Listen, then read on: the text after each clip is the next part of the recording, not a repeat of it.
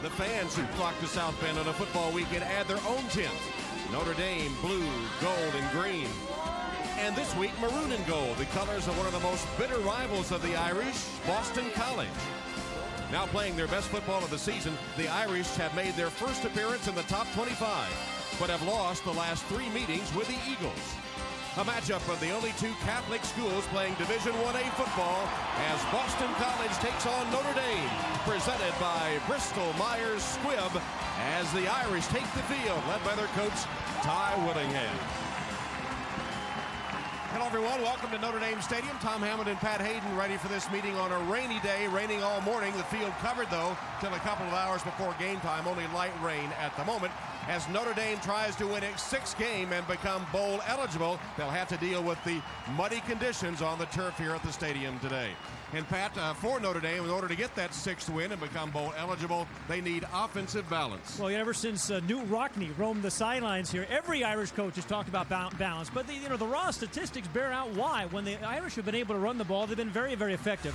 In those 2 losses, they're 5-2 coming in this game. They have not run the ball well. They've been out of character. They've been forced to throw the ball early in the game and way too often. But when they've been in balance, in those 5 wins, you see what they've rushed, over 160 yards. Now, the best thing for the balance for them going today is they're going to have Ryan Grant back and healthy. Had his best game last week. He missed 3 games with a hamstring injury. He's their leader. He's their best inside runner. And in a day like this, in these kind of conditions, he's the perfect kind of back to have.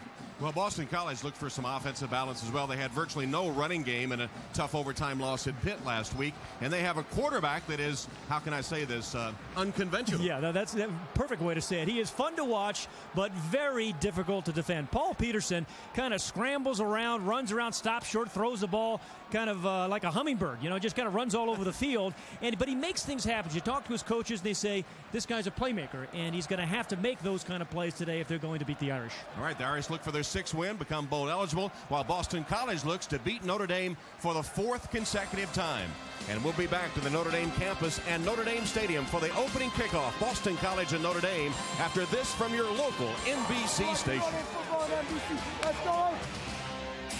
Notre Dame today with more rain in the forecast. And how's the condition of the field? For that, let's go down and check with Lewis Johnson. All right, Tom, thanks. That is the question every time you have a weather condition like this. Well, you're looking at Kentucky Bluegrass, a field that was installed around 1997, about $500,000 or so.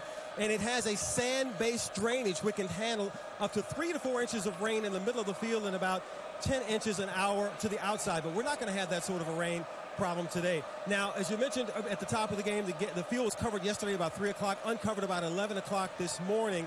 Now, it's kind of torn up because the practice this morning, the warm-ups, the players kind of got after it. Another issue will be shoes. Boston College has brought 3 different types of shoes. Imagine this, trainers hauling over 260 pairs of shoes just for this game. Notre Dame wearing 3 different types of cleats. Tom? All right, Lewis. Boston College won the toss. They deferred to the second half, so they will kick off to Notre Dame. 37 is freshman Ryan Oliger, who will kick off to Justin Hoskins and Chase Anastasio. Wind blows the ball off the tee. Yeah, the wind sometimes bothers the quarterback, certainly more than the rain, huh? And the punters and the snappers and all those kinds of things. Kentucky Bluegrass. You're a Kentuckian. No grazing for you today, Tom. That's the real stuff. The wind at the top of the stadium where those flags are not blowing at all, but blowing on the field enough. And that flag is inside the stadium, blowing enough to take the ball off the tee. So Oliger has it teed up again and ready to go.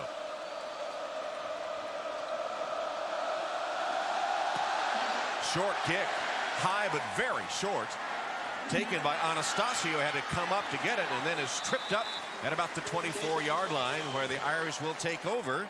Larry Aram downfield for the special teams tackle as we look at our starting lineups, brought to you by Adidas. Brady Quinn, the Notre Dame quarterback, 52% of his passes, 9 touchdowns, 5 have been picked off. Harris, Morton, Sullivan, Stevenson, LaVore, the offensive line getting better and better, it seems, each week. Powers Neal, the fullback. Ryan Grant starts at tailback with McKnight, Stovall, and Fasano, one of the best tight ends in college football. And Tom, this offensive line is going to have a good game today because this is a stout run defense by Boston College. Ryan Grant, a couple of tough yards against the center of that Boston College defense. And like Notre Dame, The consistent strength of Boston College is in the defense. Our Adidas starting lineups, as you see, Kiwanuka, who is one of the best sack men in all the Big East Conference. Washington, Bullman, and Metling. Brown, the leading tackler, with Henderson and Toll, the highly touted freshman. Stansel, Glasper, Blackman, and Sheen. And Blackman, the best kickoff return man in college football. 2nd down and 7. Pitch to Grant. Trying to sweep to the right side. And makes it to the 30-yard line before Brian Toll, the freshman we mentioned from Don Bosco Prep in New Jersey, the New Jersey Player of the Year, knocks him out of bounds. And Tom, you know, we talked to a lot of Notre Dame players yesterday. Ryan Harris, their tackle, saying we were so happy to have Ryan Grant back in the huddle because of his performance the last 2 weeks. Great leader on the sidelines, but they much prefer him when he's in the ball game. And we mentioned at the top, this is his kind of a game. He's a mutter. You know, he doesn't dance around. He's had 56 carries coming in today's game, only 6 lost yards. This is a guy that runs very well tackle to tackle. Runs downhill, as the coaches say. 3rd down here and 4. You see the conversion rate. And Brady Quinn's first pass, good protection, and finds tight end Carlson wide open. And close to the first down. I think he just got enough across that yellow line as Brown and Blackman take him down. But Quinn hits a 3rd down pass to his tight end for the first. Real good spacing among all the receivers for Notre Dame there.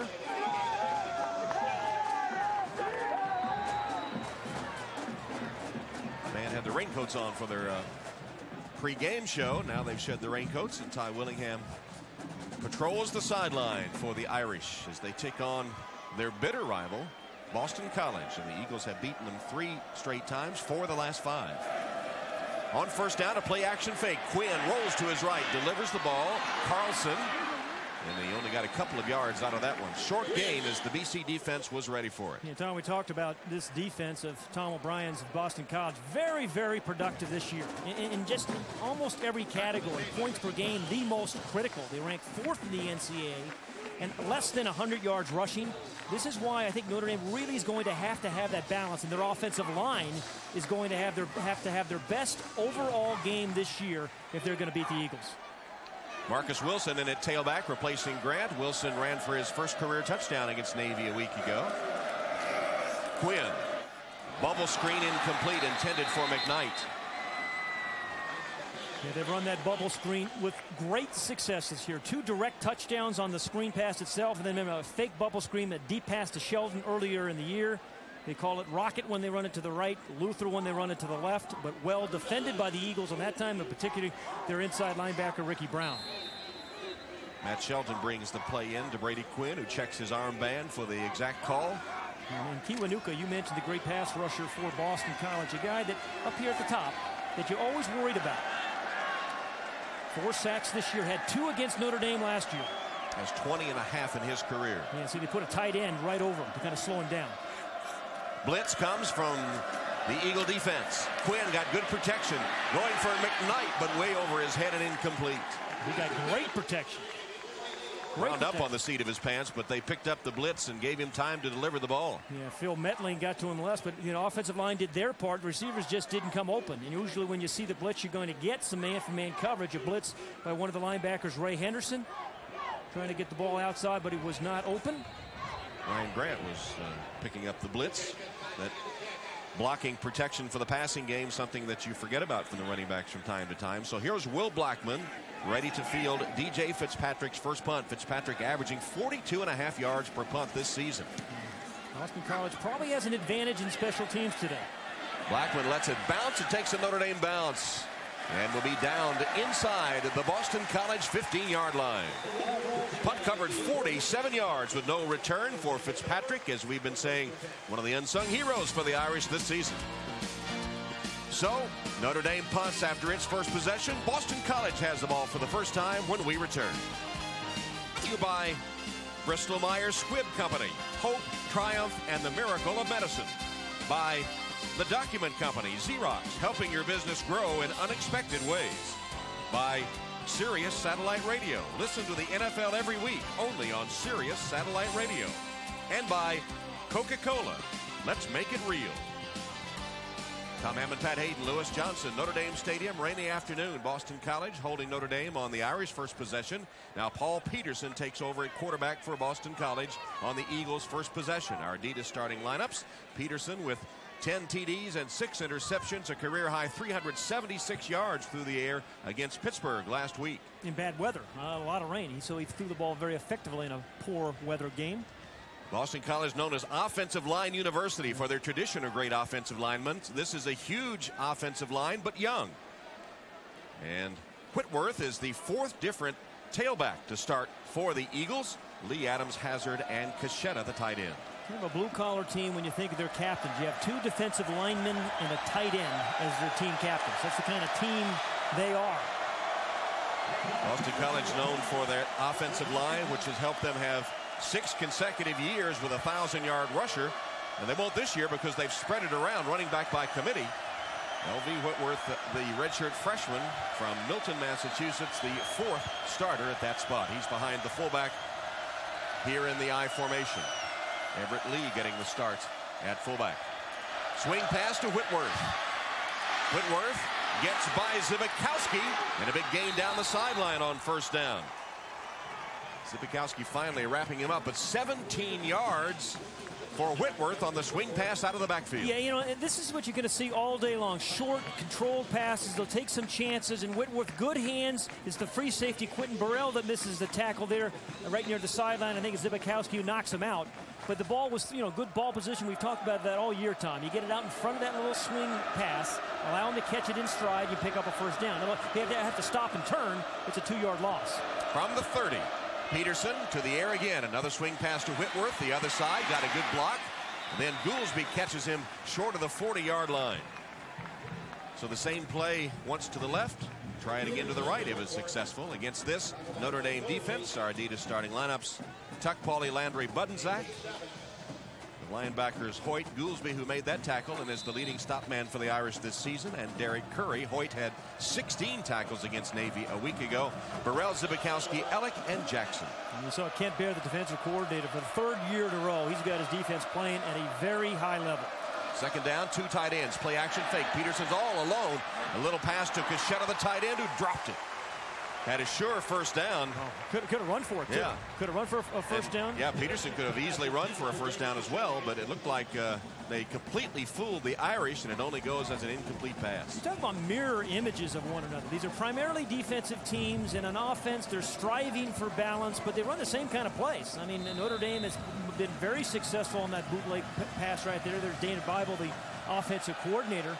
And that bootleg pass was wide open either for the pass or the run. So it brings up 3rd down and 2. Quarterback draw. Peterson stopped one direction, went the other way, and has a big gain and a block downfield. Finally caught from behind by Burrell. But Peterson goes for 25 yards on a quarterback draw. Well, we said at the very top, he's a little unconventional, unorthodox. Kent Baer saying very difficult to defend. This thing was plugged up, but it was a quarterback draw the entire way. Now, he's only 6 feet. They say 190 pounds. He seems slighter than that. But he's a very good athlete, and he's got some magic about him. And some people in the Boston area saying similar to a quarterback right. that played there about 20 years ago named Doug Flutie. Got a good block downfield from Grant Adams, who put his man on the ground. And the Eagles are driving at the 37 of Notre Dame. Whitworth stopped for a loss back at the 40-yard line, hit by Justin Tuck. Tuck, who made his reputation with the Irish as a pass rusher, has been much better against the run this season, drawing a lot of attention from opposing offenses, but that time made the play for a loss. And Tom, you know, a little different Boston College offense, you know, for years, in 6 straight years, they've kind of relied on one running back, but this year they're using 3 different freshmen combined, you know, about 850 yards, so they've gotten great production out of the position, but a little different kind of format than they've had the last 6 years. Jeff Ross also got a start at tailback, the 4th different one. Here's Peterson again, nowhere to go. Tries to pick his way forward and makes it only to the 39-yard line, where Mike Goolsby puts him on the ground with help from Justin Tuck. I'll tell you, Brandon Hoyt, number 39 for the Irish, did a great job because Paul Peterson was off for a big game. And then Brandon Hoyt really kind of forced him to cut back inside. And he may have lost the ball at the end of the play here. Yeah, it comes out. There it is. Definitely comes out. But right back into his stomach, huh? I'll tell you, Brandon Hoyt doesn't force him inside. He breaks containment and gets out for a big play and a first down.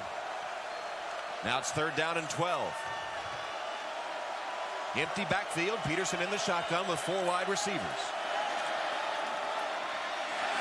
And has the man open, Grant Adams. And Adams going one-on-one with Dwight Ellick.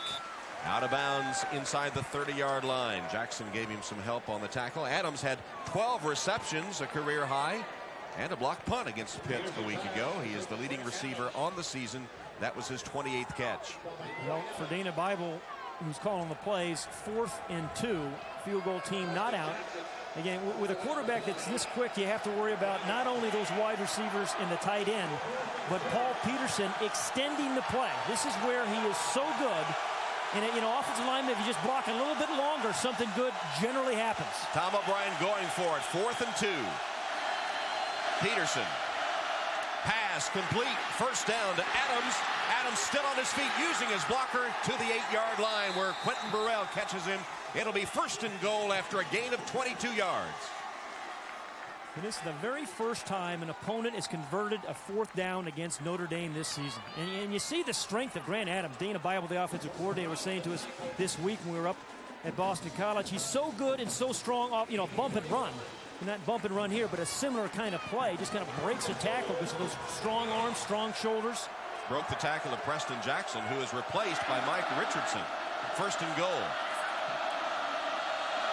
Whitworth. Nowhere to go. The Irish have stopped the running game thus far by Boston College. They've only attempted a couple by the running backs, although Peterson did scramble and had a nice quarterback draw. Landry and Buddensack combined on that tackle for Kent Bears defense. Yeah, that 4th down defense, you see this year, you just saw it just a moment ago. 1 of 7. Kent Bears team has played good 3rd down defense and obviously 4th down defense up to the last play. And a big improvement from a year ago. 2nd down and goal from the 11 now. Peterson. There's the bubble screen to Lester. Larry Lester defended and tackled after a gain of a yard to the 10. We talked about them being mirror images. Both Catholic schools, the only ones that played, Division I football. They run the same kind of plays. They recruit the same kind of student athletes. And high academics. Yeah. Emphasis put on graduating. Well, Boston College has 9 of their team that have already graduated from Boston College. And the Eagles now with a 3rd and goal. The ball spotted at the 10.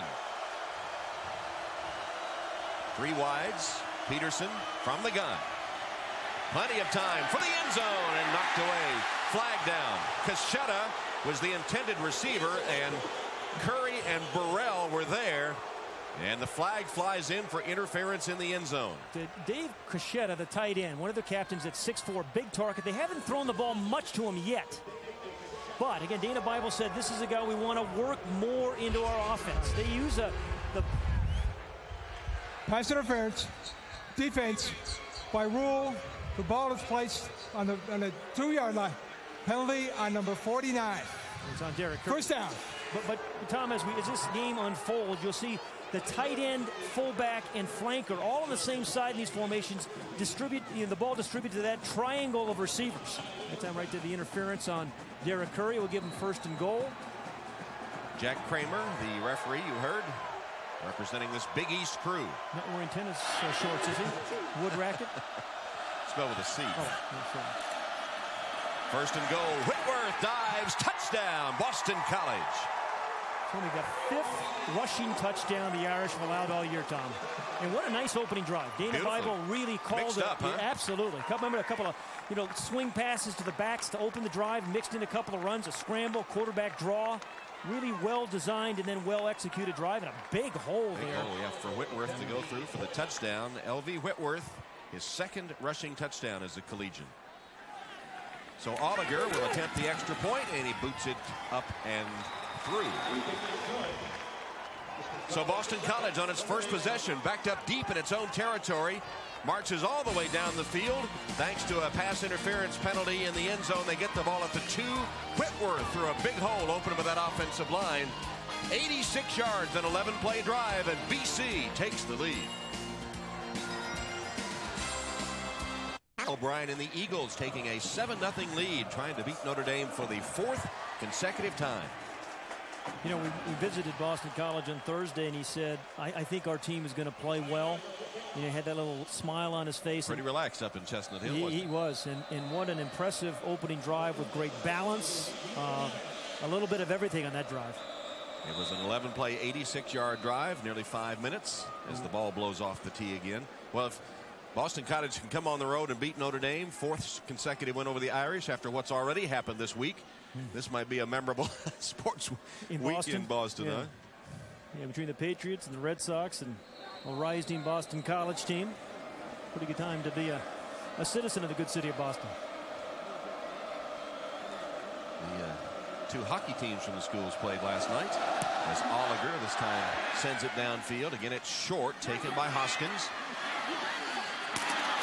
Hit and dropped at the 20-yard line. Good special teams coverage again by the Eagles. And it's the same man that made the first tackle, Larry Anum. And I mentioned the hockey game. Boston College, ranked #1 in the nation, came in to play Notre Dame. And Notre Dame scored a shorthanded goal with just seconds left to win it last night. Talked about Boston College having an advantage on special teams. Anna makes his second really good tackle to make Notre Dame go 80 yards on this drive. But they've got the #1 kick returner in the country, and Will Blackman, also a good punt returner. They've blocked some punts this year. They've done some good things on special teams. Yeah, Larry Anum now with 2 straight kickoff return tackles. Ryan Grant tripped up as he cut through the hole. Has a nice gain, though, on first down for the Irish, who want to get that running game established. Jalon Dunbar, the redshirt freshman from Syracuse, New York, makes the Boston College tackle. You can see the faint rain coming down, and we talked about Ryan Grant's running style. I mean, he doesn't dance in the hole much. Offensive linemen love guys like Ryan Grant. Now, he doesn't give you 50 yards maybe, but you're never going to get that loss of 3 that those guys trying to get 50 yards every time do when they bounce it out and lose 5 yards. Always moving forward. Got 5 yards on first down. On second down, he gets only a couple. He has 13 yards on the ground so far in this game. Brian Toll made the tackle for BC. And there is Ryan Grant, who had the injury that kept him out. And while he was out, he was a stabilizing presence on the sideline, especially for freshman Darius Walker, whom he kind of took under his wing. He's always put the team first, you know, whether he's playing, whether he's not playing. And as you see him there, he's still screaming out coaching to the guy who replaces him. Marcus Wilson replaces him at tailback here. And Wilson gets the call, makes a cut, dives close to the first down, appears to be close. Let's see where they spot it. Looks like they're going to spot it just a little short. And it's going to be 4th down for the Irish. And again, in these kind of conditions, although it's not really raining terribly hard, you know, if you're a coach, your head coach, you worry about snappers and, you know, holders and punters and kickers just kind of losing their feet. Good inside penetration by Dunbar, I think #4, one of those 3 freshman linebackers that Boston College plays a lot. So Fitzpatrick's in punt formation for the 2nd time today. Blackman awaits the boot. Line drive shot this time, and again Blackman will let it bounce, and again it takes, and Notre Dame bouncing out of bounds. Fitzpatrick continues to do a great job. Yeah, you know, if there's an MVP, I think you have to consider DJ Fitzpatrick among them for the Irish this season. He's had a brilliant year punting the football. That one covered 52 yards, but BC had a long drive on their first possession. They'll get the ball back in a moment. Paul Peterson, the senior, junior college transfer from Salt Lake City area. 5 of 6 on the first scoring drive by the Eagles. And you saw 2 rushes for 26 yards. They take over at their 19. That's a play action fake, not a very pretty one. As Peterson rolls out, but that one looked pretty good if you're an Eagle fan, as Jason Lilly holds on for the big gain, 17 yards. You know, kind of speaking of looking good, how about the first scoring drive? 86 yards, an anatomy of a well-executed drive. The little swing pass to the right, the sprint out, then you throw the ball to your wide receiver who breaks a tackle. A quarterback draw for 25 yards. And then to cap it off, a wide open hole for your tailback to get in the end zone. 11-play drive, 86 yards, and the balance. And, you know, just kind of they did a little bit of everything there, Tom. It was kind of well executed, 86 yards. Engineered by Dana Bible, the offensive coordinator, and his quarterback, Paul Peterson. Peterson dodging the rush for a moment and then is taken down close to the 30-yard line by Brandon Hoyt. And that's twice Brandon Hoyt has saved what looked like big gains by Paul Peterson. For Hoyt, that's his 3rd sack of the season. How about Hoyt last week against Navy, 16 tackles. You know, we're talking to Kent Barry. This is so hard to defend a guy like this because he is unconventional, and most quarterbacks, you know where they're exactly going to be in those pass plays, but not with Paul Peterson. He could be anywhere and extend the play much longer than you're accustomed to. 2nd down and 15. Play action fake again. Peterson went in between the receivers. I guess Grant Adams was the man for whom it was intended. I like your English, Tom. Very, very nicely done. Very nicely done. Grant Adams, a guy that's had a wonderful career for the Eagles, 112 career receptions coming in today. You know, and he's caught a lot of balls, a lot of big plays, and averaged 15 yards a catch. You know, with over 100 catches, that's a real good average for that many balls caught. So now 3rd down and 15. Peterson's in the shotgun. 3 wide receiver formation. Plenty of protection. Going deep down the sideline and incomplete. Intended for Joel Hazard, who was well covered by Mike Richardson. Mike Richardson. Remember, Kent Bear said to us about Mike Richardson yesterday, number 30, the defensive back for Notre Dame, saying, hey, this guy deserves to play a lot, and you're going to see him a lot today against the Eagles. He's earned the right to play, he said, and here he is. The ball a little off target. Richardson, there he is, running stride for stride with Joel Hazard. Gets the head turned, so they won't call pass interference. Ball wasn't catchable anyway, I don't believe. So Carlisle Holiday ready to receive the punt from Johnny Ayers, the freshman punter for the Eagles. Holiday fielded it in traffic and immediately dropped on, Peter Sheehan, despite losing his helmet, by Peter Sheehan. A lot of good athletes on the special teams. I remember Tom O'Brien was talking to us this week about that, Tom. Right. 34-yard punt, only 3 yards on the return by Holiday. Sheehan was held on the play, lost his helmet, still made the tackle. Notre Dame's ball. Beat Boston College was in 2000. Irish running back Tony Fisher ran for a career-high 196 yards and 2 touchdowns. The Irish gained 380 yards on the ground, the most during the Bob Davie era. And then Notre Dame put the game away with a 5-yard Nick Setta touchdown run on a fake field goal. The Irish winners 28-16 over Boston College. But you know, the Eagles the last 2 years have forced 7 turnovers that have really resulted in 2 of those 3 wins, the last 3 wins. So Brady Quinn under center with 4.5 minutes to go in the first quarter and trailing by 7. Short drop. Protection's great. Nobody open. Finally got Carlson out on the flat for a couple of yards gain. Tyrone Pruitt, linebacker for the Eagles, makes the stop. Well, you know, when you play against Matthias Kiwanuka, you have a game plan. And for the Irish, one of their players is down. It's Carlson who made the catch. Yep. Or no, it's Fasano. Wow. He's battling his second injury of the year. They're missing 2 tight ends already in Marcus Freeman and Jerome Collins. They have 6. But Anthony Fasano, the most respected as a receiver, averaging 17 yards a catch as a tight end. Had just gotten healthy again and now walks gingerly off the field in the first quarter.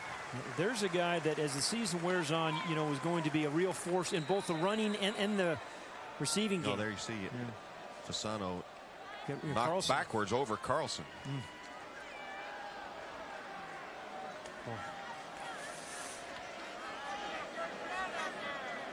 So 2nd down and 7 for the Irish after Carlson got 3 yards.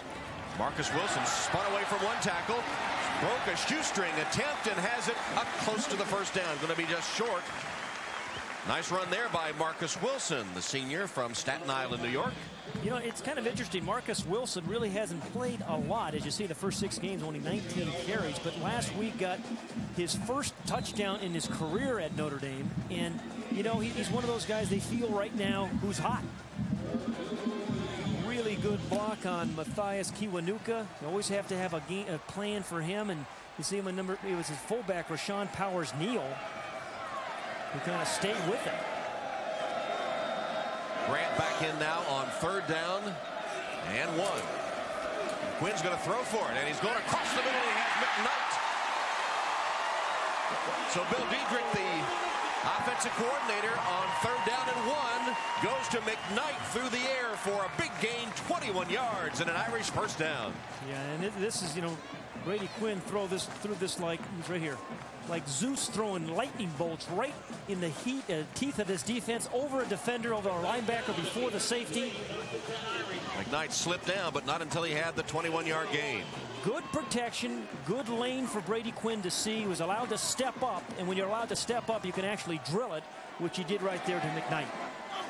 Biggest play for the Irish so far in the game. They're at the 33 of Boston College. Play action fake and a pump. And the end zone wide open. Touchdown, Shelton. The pump fake. And Will Blackman bit on it. And Shelton waltzes in for a 33-yard dart from Brady Quinn. Tom, remarkable. 18 career catches by Matt Shelton, and 12 of them have been over 24 yards. 3-year overnight success. You know, it was around here for 3 years. Nobody ever didn't do much. It was a decoy, and this year they've used him and used him exceedingly well. And the extra point, Fitzpatrick. On its way and good. So Brady Quinn directs the Irish through the air primarily for that score. A 33-yard reception by Matt Shelton. What's the pump fake here of Brady Quinn? I mean, it's just one of those little subtle things. The pump fake, the safety bites, and then receiver the beneficiary of the great protection, and then the pump fake. There's the pump fake. Will Blackman goes for it, and a wide open Matt Shelton ties the score. And Brady Quinn is thrilled with what he just saw. Another touchdown pass for Brady Quinn. 7-7 game.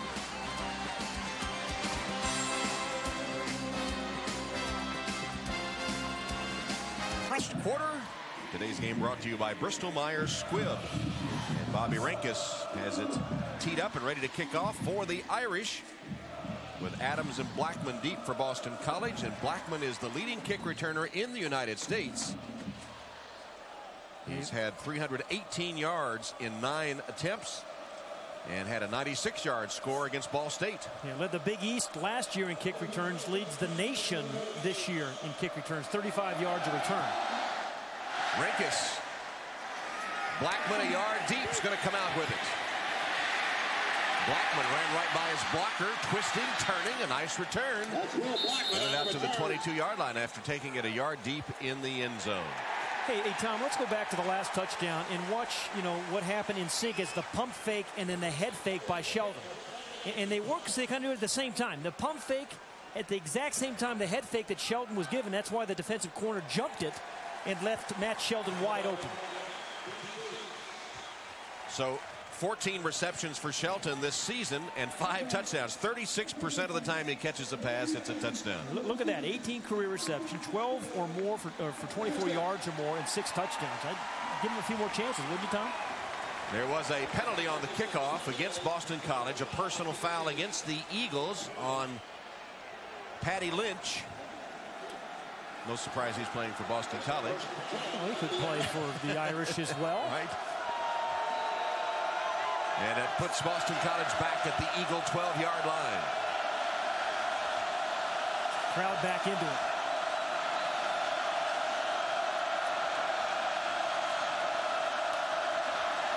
Hand it to Whitworth. Maybe got a yard.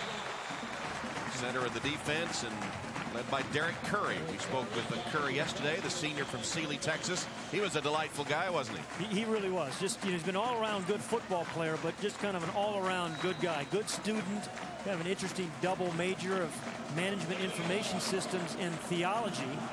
Kind of does a lot of things off the football field. He's the president of the MIS Club, president of the Fellowship of Christian Athletes, and on Saturdays he's a pretty good football player right down here. Wants to work with youth when his football career is over. The pass intended for Adams, wide of the mark from Paul Peterson, incomplete. Adams defended by Mike Goolsby. At NBCSports.com, click on the special section, NBC's Notre Dame Central, for Pat's analysis, including his look at the keys for a Notre Dame victory over BC today. Plus, get complete post-game coverage as well as the scoop on upcoming Irish opponents, all at NBCSports.com. You know, I've got MVPs going there for Notre Dame, too. I'm going to have to add DJ Fitzpatrick. Right. Big down for the Eagles right now. 3rd and 9. From the gun, Peterson. Adams. Deflected by Ellick, incomplete. Ellick went over the back and deflected the pass, and it looked like it's kind of slipped out of Peterson's hand as he let it go. Derek Landry was bearing down on Peterson, and the ball was just a little high when he let it go. Yeah, I don't know whether it slipped out of his hands or actually Landry was in his face. It didn't let him follow through. Could be, yeah. You know, a moment ago we saw Brady Quinn able to step up and follow through. He couldn't there. It goes high to Grant Adams. But nice play by Dwight Ellick. Johnny Ayers will punt from his own end zone to Carlisle Holiday. Try to block it. Holiday draws a bead and shakes one tackler down the sideline and out of bounds. You know, I like that. The Irish came after the punt. I think on days like that today, with weather like this, I would rush the punters almost every time. John Carlson blocking for Holiday, knocked out 2 BC players, and they're a little slow getting up over on the BC sideline. 38-yard punt, but 13 on the return. Notre Dame with great field position in a tie first quarter. The Irish take over in BC territory at the 42-yard line. So Tom O'Brien will have to ask that tough defense to hold off Ty Willingham and the Irish here as Notre Dame gets excellent field position for this drive. Fasano back on the field and in motion as they hand the ball to Walker, and the freshman Darius Walker with his first carry crosses the 40 down to the 38-yard line, tackled by Ryan Glasper.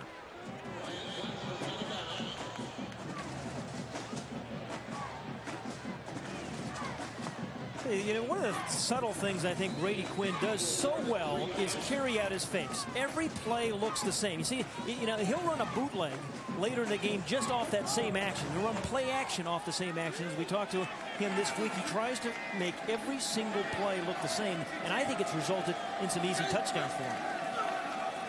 On second down, steps up in the pocket, and the pass behind Palmer. Did he catch it? Still waiting for the rhythm. Yes, he did.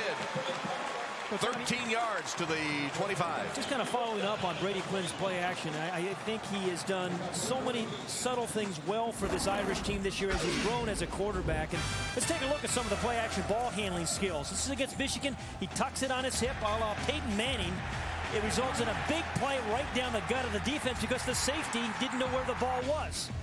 And again here, the little that was the play we just saw. Hands the ball off. It looks just like this play. The bootleg pass, which he's thrown for 2 touchdowns today, cheap ones, because he's done such a good job, and he's also scored against Michigan State off one. And here he goes for the end zone, and it's picked off. Intercepted by Jasmine Williams. Flag is down as Williams takes it back to the 26-yard line. McKnight tackled him, but Brady Quinn throws an interception. It's picked off by Jasmine Williams. His first interception of the season and the 3rd of his career. Did you call a flag down? I did. Yeah, I thought you did. You see everything, Tom. Yeah. You know everything. That one came after the interception. It's a post-possession change against Boston College. Well, Brady Quinn has grown as a quarterback, as we said, and he's got a strong arm, and this time he absolutely tested. On the return of the intersection, block below the waist, number 96, half the distance to the goal line. First down. It's on Tim Bowman, but this is one that was just too tight an area. Just too tight an area. Jasmine Williams make a real nice play in front of Maurice Stovall. There were 2 white jerseys there. Yeah, double coverage here, and he throws it right into double coverage, and Williams the junior from Pittsford, New York, Sutherland High School. A running back there, the all-time leading rusher for that high school, and a prep All-American, picks it off. This is an amazing statistic to me, Tom. Since 1985, when they don't turn the ball over, they have not lost. 235 games, 39-0-1. That's their first turnover of the day. Coaches always talk about, hey, we can't turn the ball over. Well, that graphic tells you why. What happens? An illustration of how important that statistic is. If you protect the football, you're going to win the football game. Inside the final minutes of the first quarter, and Boston College takes over after the penalty at their 13-yard line. Nothing there for Whitworth. And the Irish have stuffed the Boston College running game today. That's Justin Tuck. That's 5 carries for, I think, 2 yards for L.V. Whitworth. Peterson, 3 carries for 21 yards. So they really, the running backs have gotten nothing.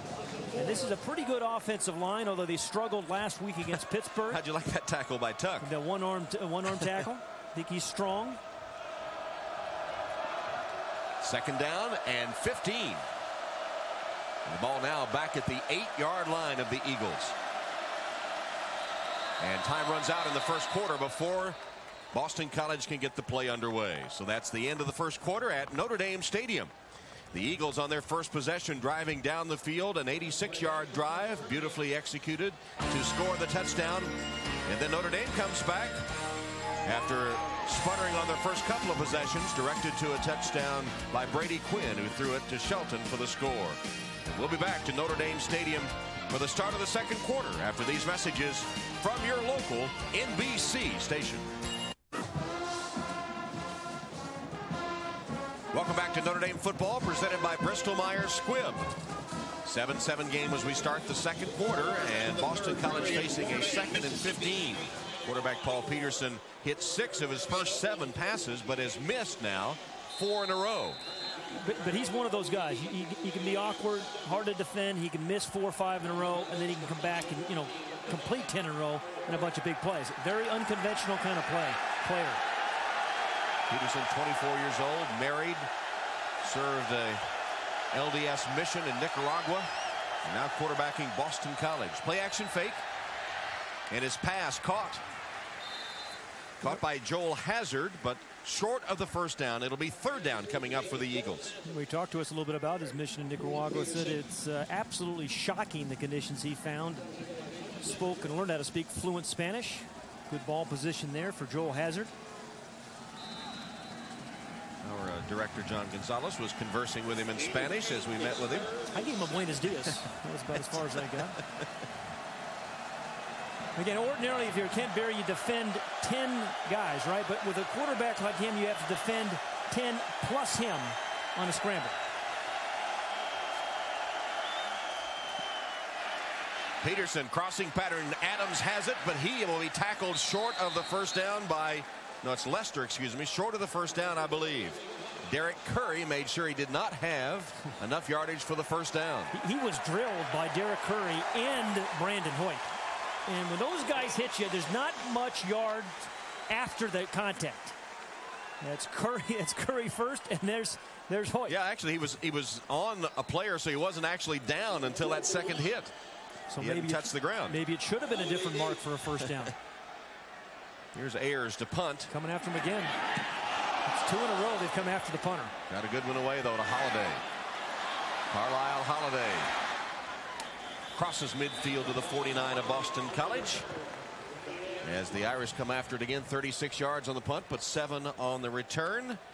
And Brochu, the center, the 24-year-old from Quebec. Second time in a row, though. And I like this from Tyrone Willingham. Again, kind of rough conditions, worry about snappers and punters, and they really came after him. And a week from today, Pat, from Grand Prairie, Texas, Lone Star Park. First time they're hosting the Breeders' Cup World Thoroughbred Championships. We'll be on the air about halfway through the day, I guess, by now. And what about the Classic? That's a week from today. Here's Ryan Grant with a classic run that covers about 9 yards. I knew you'd get there.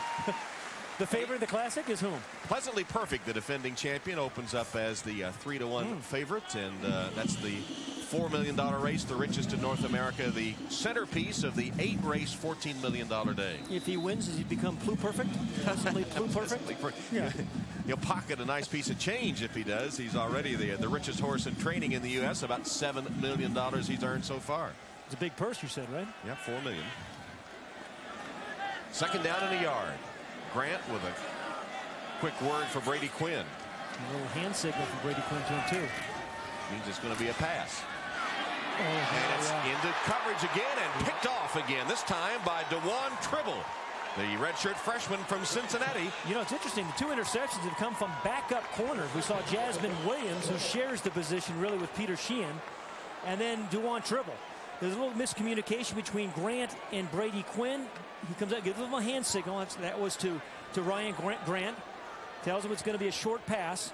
But again, trying to drill the ball in the middle of the field, and either the receiver has to bend in more to catch that, but that's the ball that just should not be thrown. Bad decision. Overthrown and into coverage. And the second picked off by Boston College in this first half. Eagles take over at their own 11-yard line. It's a 7-7 first half at Notre Dame Stadium. Ball brought to you by Lexus and their passionate pursuit of perfection. By the U.S. Postal Service. With more new ways to use us than ever before, the U.S. Postal Service is working for you. And by Lowe's, where you'll find all your home improvement needs. Lowe's, improving home improvement. Tom Hammond, Pat Hayden, Lewis Johnson, Notre Dame Stadium. Brady Quinn has thrown interceptions on his last 2 passes. Now, let's take a look at the last interception. Here is DeJuan Tribble up here. 2 things, inside technique, you see, but he's also looking right in here on Brady Quinn, who's trying to get this ball, force it right inside. But watch at the top of the screen. Tribble's looking at the quarterback the entire way, comes off his man, which is Sheldon, for the interception. Good play by DeJuan Tribble. Quinn had gone the last 3 games, 90 attempts without throwing an interception. Now he's thrown one on his last 2 passes. How many 2 in a row? Peterson takes over, and he throws it into traffic, and it's picked off by Goolsby. Mike Goolsby returns to the 3-yard line. You know, Tom, Mike Goolsby does a lot of things well for this Irish team. A couple of weeks ago, he asked the coaches to play special teams, play more special teams, because he thinks he could even do more. He's been good in the run game, but I think equally adept in the pass game. You know, you have a lot of linebackers who kind of stuff the run, but Mike Goolsby's pretty good in open space. Made a nice catch, too, as he showed some good hands.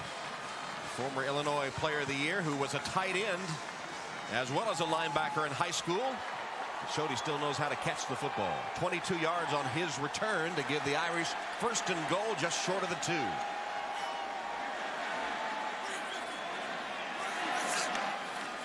Grant. Close, but marked short. It's going to be second down and less than a yard. That's a carry that ordinarily he runs through the one defender into the end zone, but I thought maybe he had trouble holding onto that ball. It looked like one of the Eagle defenders was trying to strip him of the ball, and he was concentrating on securing it and didn't finish the drive as he ordinarily would. Collision in the hole. No, that was just a really good tackle by. Just a nice play by Glasper. Strong safety. So second down and goal inside the 1. Grant again is the tailback. 2 tight ends. Flag down, and Grant upended. He lost yard behind the line of scrimmage by Washington and Toll. What a freshman Brian Toll has been for the BC Eagles. However, penalty appears to be against BC. Let's see. Offside. Defense. Number 48. Half the distance to the goal line. Repeat, second down. So Pruitt offside. Gives Notre Dame another chance. Brian Toll, number 16, a true freshman. Number 16. Watch how he pierces off the corner. Takes a really good angle to make the play. And he was taking a toll on the Irish. I know.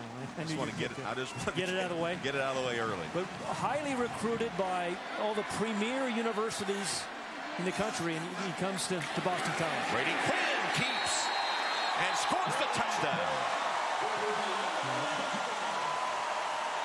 Well, last time he ran a quarterback sneak, got a concussion. Well, that's his third rushing touchdown, set up by the interception by Mike Goolsby.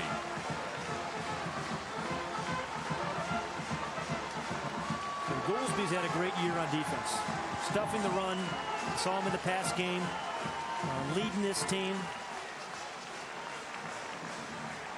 Goolsby, who missed last season with injury, came back with a fire in his belly, didn't he? Realizing how much he missed football. He has been a real force. Here's the extra point by Fitzpatrick. Right through. As the Irish take their first lead of the game. It came on a quarterback sneak by Brady Quinn after Mike Goolsby had picked off the Paul Peterson pass. Quinn on the keep. That's his third rushing score of the season. He had pitched an interception. It comes back to get the score and to give the Irish a 14-7 lead. That all through the student section. One push-up for each point. That's 14 by the Irish students. They're young. They'd like to do 40 or 50. Yeah, right. I'd have to be on a low-scoring team. You were, weren't you? Bobby Rinkus kicks it off. Blackman and Adams are deep. Squibbit bounces to Blackman, who takes off and is hit hard, but still on his feet. Then finally taken down. A little skirmish breaks out there.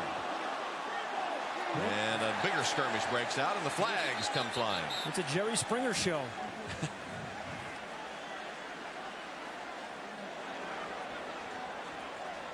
Well, some likely offsetting, but we'll wait and see. Some Notre Dame players took offense last time the Boston College Eagles were here at the end of the game to defeat the Irish. Some people thought they didn't show a lot of respect, took some turf from the field. Dead ball.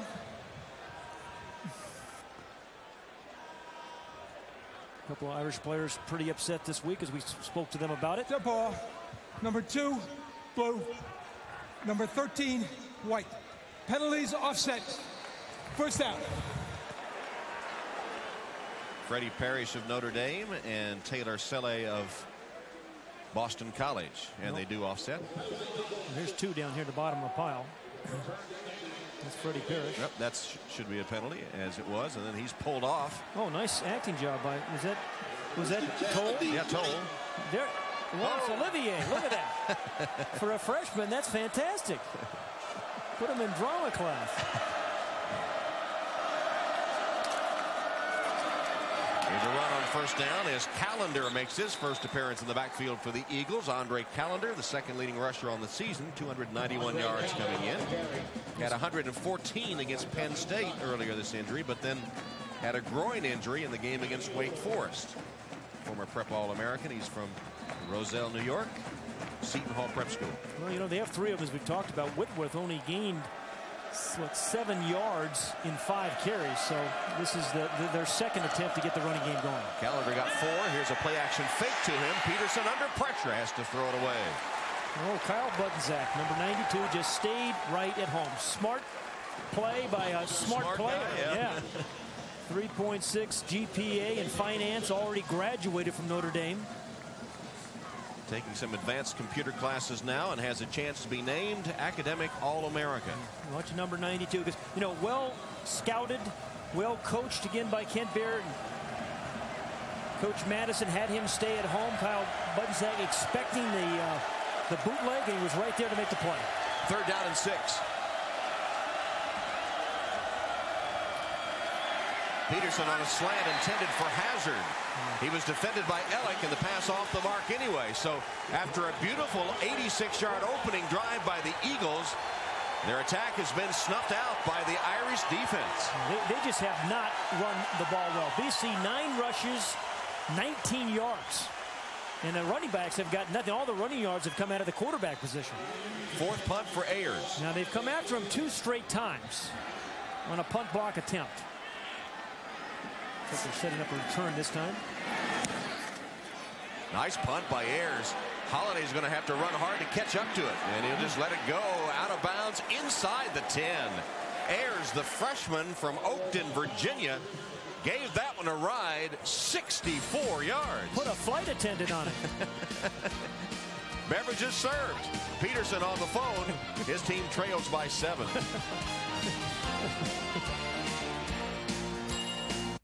And then a nice run, and it led to this. So the turnover results in a touchdown, and for the Irish, it's been a common theme this year as they forced 18 turnovers and led to 32% of their points. And this is when they're at their best. They play really stout run defense. They force the ball to throw it, and then they force turnovers. Flags down as Marcus Wilson is taken out of bounds and hit hard by T.J. Stansel, one of the safeties for the Eagles. Marcus Wilson. And Wilson comes out with a little sod on his helmet. Kentucky with bluegrass? Yeah, Kentucky bluegrass. Horses like to eat that. I didn't want to wear it on your helmet, though. He's grazing. Neither team has run the ball particularly well. Do conditions have anything to do with that? Holding, offense, number 85. Half the distance to the goal line. Repeat, first down. It's a little slipping and sliding, but I don't think so. I just think you're seeing two stout defensive lines. I mean, the Irish have rushed for just 36 yards on 10 carries, an average of 3.6, by the way. And BC only rushed for 19 yards. Billy Palmer called for holding, makes it first down and 14. Ball all the way back to the 5-yard line. See the penalties today. Blitz comes from the Eagles, and a draw play to Wilson. Marcus Wilson broke a couple of tackles, advanced the ball to the 12-yard line.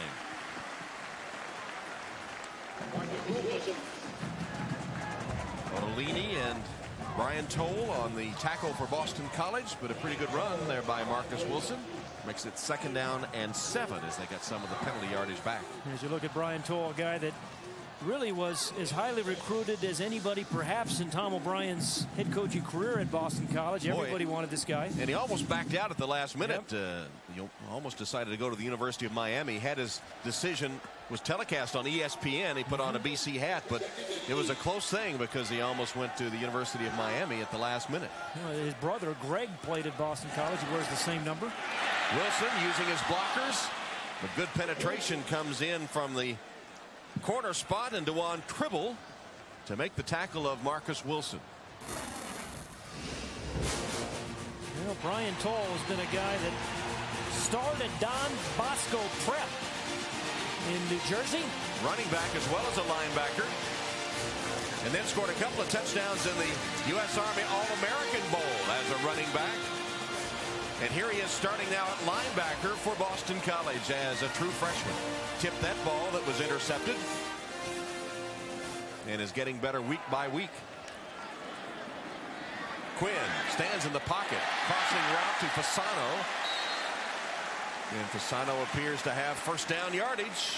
Ricky Brown tackles him, but not until the big tight end from Verona, New Jersey, makes the tackle. We asked Toll if he knew Fasano, and didn't know him personally, but knew of him.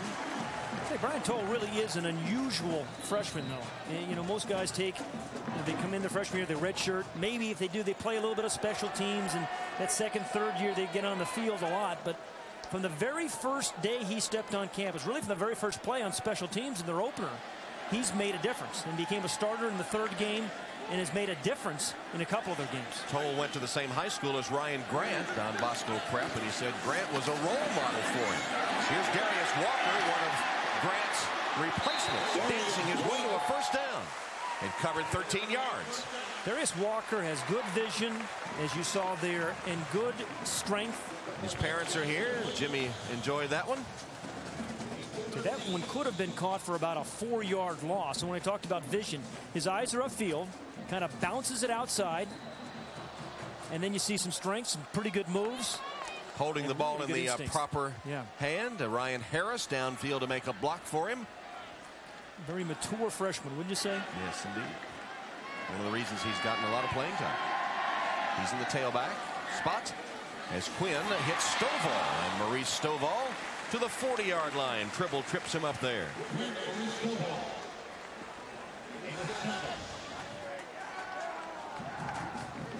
Might want to try the decaf. Yeah, you know, the students have been on break. He just didn't look like he was entirely enthusiastic about that. Yeah, the students have had their fall break. They've been off. There's the turf you talked about a little bit. That saw Brady Quinn slip, forced him to throw the ball a little bit low. Students are back in force, though, at today's game, despite the fall break. Classes resume Monday. Second down and 3.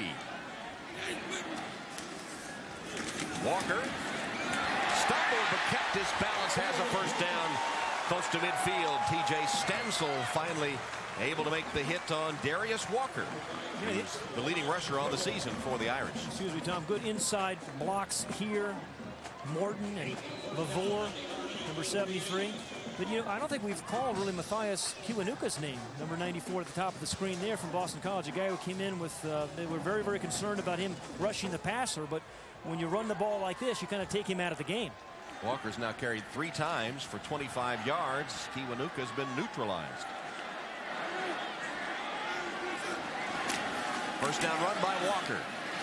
This time defended well by Boston College after a gain of a yard, tackled by Ray Henderson.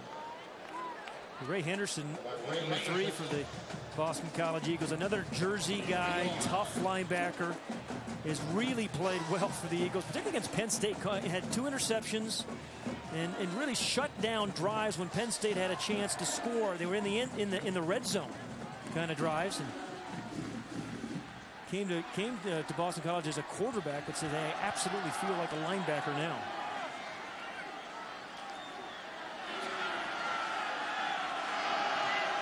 Quinn surveying the defense, perhaps changing the play. It's going to be a pass play. Stovall down the sideline, finally knocked out of bounds by Stansel. And Jasmine Williams kind of broke on the football, did not make the interception, and Stovall was off to the races for a gain of 30 yards. You know, a similar kind of play, which I think may have cost them a game early in the year. One of their defensive backs tried to make a play like that rather than tackle him. Jasmine Williams there looking to knock it away. Didn't get in the end zone, did Stovall, but still picked up about 18 yards after that decision by Williams. Under the 6-minute mark in the second quarter, Quinn hoping to produce another touchdown here. The Irish lead 14-7. Hello, Holiday again. I still expect to see him throw the ball sometime this year. Ryan Grant. There's Carlisle. Carlisle has done most of his work. The former quarterback fielding punts this season, has only 2 receptions. Again, an awfully talented guy. They only touched the ball twice on receptions. Does return punts. Really hasn't had much of an effect on the game yet as a punt returner this season. 10th play of the drive coming up from the 19 of BC. Fasano's in motion. And Quinn handing off to Grant. Nowhere to go. Tackled for a loss on the play. Tim Bullman was the first man there. Tim Bullman, number 96 for Boston College, is a guy that can alter a game. He kind of toiled for 3 years, sometimes starter, sometimes not. But said before the beginning of this year, he was looking to have a breakout season. He's played pretty solidly for Boston College. Senior from Milton, Massachusetts, who went to BC High School, prep All-American there, and Catholic Conference MVP. Huge Red Sox fan. Frank Spaziani, the defensive coordinator. Bullman had 36.5 sacks in high school. His 14th was my favorite. Timeout, Boston College. They take a timeout with 4:32 remaining in the second quarter, and Notre Dame leading Boston College 14-7. We'll be back to Notre Dame Stadium. Today's game brought to you by Bristol Myers Squibb.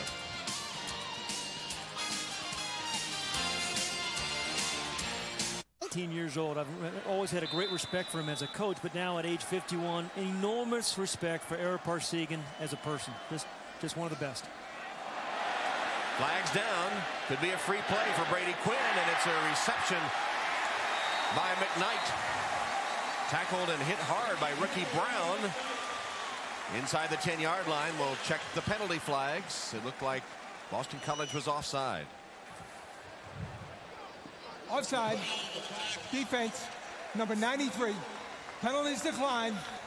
First down. Bowman offside, and Brady Quinn now has hit 4 in a row for 54 yards after he threw the 2 interceptions. You know, Tom, just one last thought about Eric Parsegan. I was thinking about not only to win those 2 national championships when he coached here so brilliantly for Notre Dame, but his lowest graduation rate, believe it or not, was 98% when he was here coaching. These are two schools that pride themselves always in graduation rate. A couple of years ago, Notre Dame had 100%, and Boston College 100% graduation rate in this year, 2004.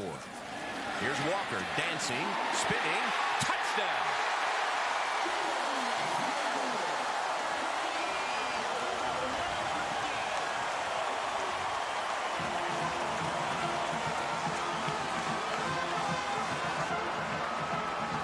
Walker's fourth rushing touchdown of the season. This one from 9 yards out. The parents get a high five from the usher. Well, you know, he wants to be a performing arts major, Tom. And was this quite a performance? It was a ballerina-like performance. Look at this pirouette. Really, really talented guy, and terrific block by number 50, Dan Santucci, and the center, John Sullivan. Extra point, Fitzpatrick. And it's good. No, it's not good. Hit the upright. I thought it was already past the upright, and it bounced right off. So Fitzpatrick misses for the first time this season. He had hit 23 in a row. Watch a couple of these blocks there by Santucci.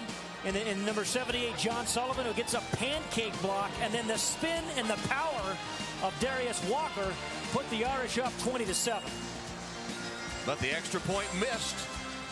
So it is a 20-7 Irish lead. 7 with 3:56 left in the second quarter. Tom O'Brien checking with his coaches upstairs. They had the one good opening drive, 86 yards for the score, and not much since. I'd think about squibbing this one and not giving Will Blackman a chance. Rinkus is the kicker. We'll see if he squibs it. Yes, he does. Nice call, Pat. And it's batted around, finally fallen on back at the 20-yard line. So a good move all the way around on the squib kick by Notre Dame. And the chase continues tomorrow, 12:30 Eastern, as NASCAR moves to the circuit's shortest track, Martinsville. Jeff Gordon and Jr. trying to catch the points leader, Kurt Busch. The Subway 500 tomorrow, 12:30 Eastern, 9:30 Pacific, beginning with the Discover Card Countdown to Green here on NBC. Average drive start, Boston College, their own 16. That has really been, you talk about field position, that's been the difference. Boston College, first drive, they went 86 yards for a touchdown. The last 5 drives, they've had 14 plays and only 19 yards.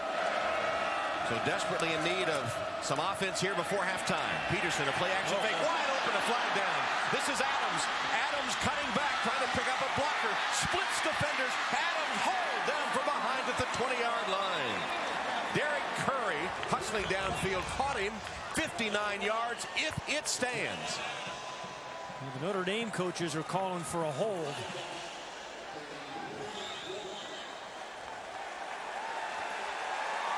It's going to be against Boston College to nullify a 59-yard pass from Peterson to Adams. Ouch. Well, I don't know whether it was on Justin Tuck, but he's a guy that, attracts a lot of holds because of his pass rushing acumen. A tripping call here, I think. Tripping against the offense. Number 72. 15 yards, half the distance to the goal line. Still first down. That's Jeremy Trueblood, who is from Indianapolis, as is the man next to him in the offensive line, James Martin. It's on Jason Tuck. It wasn't a hold, but it was a trip. Now that's an inadvertent trip. Well, that's a tough call. Yeah, I don't think that's a penalty. I mean, he's just blocking him. Well, and that look, But I think he was just stepping to make contact. I don't know. In any event, the flag came down immediately, and it wipes out a 59-yard gain. Trueblood grew up a Notre Dame fan. He cried when BC won here in 1993. Knocked the Irish out of the #1 spot in the polls in one of the greatest games ever played. Peterson on the roll and incomplete. Larry Lester had a step on Dwight Ellick. Might have pushed off to get it, but Peterson wants a penalty now against Ellick. There was a chance for a big play. And Paul Peterson and Larry Lester just did not see the same thing on the scramble. Ordinarily, the receivers are supposed to work back to the quarterback, Tom, in that scramble drill. But I think he wanted Lester to go all the way upfield because he had a home run.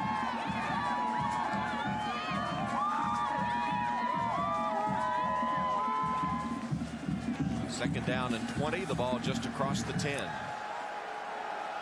Peterson, a sparkling first drive and tough sledding since. Play action fake, rolling to his right, has a block, has a lane.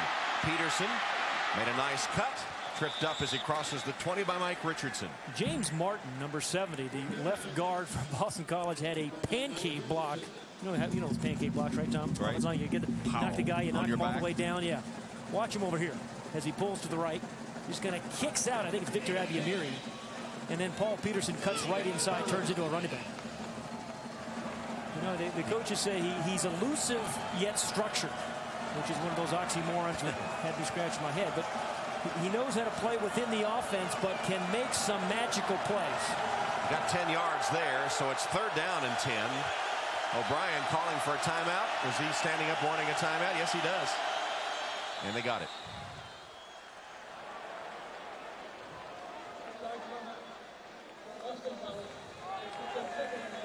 So O'Brien gets the timeout. That's the second taken by Boston College in this half. And Kent Bayer has a chance to chat with his defense. Derek Curry is speaking there at 49, who he has the greatest admiration for. And we mentioned that 1993 game.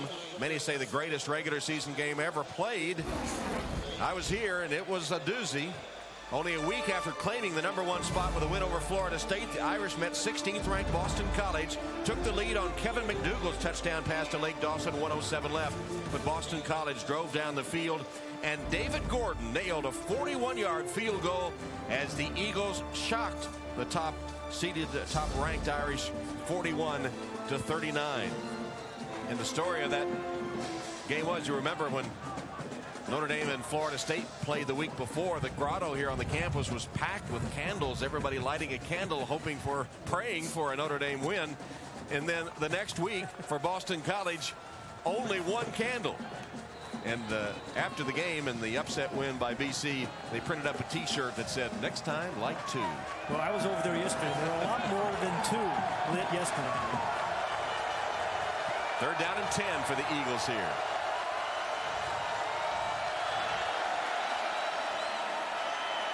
Peterson throws right into the arms of Derek Curry.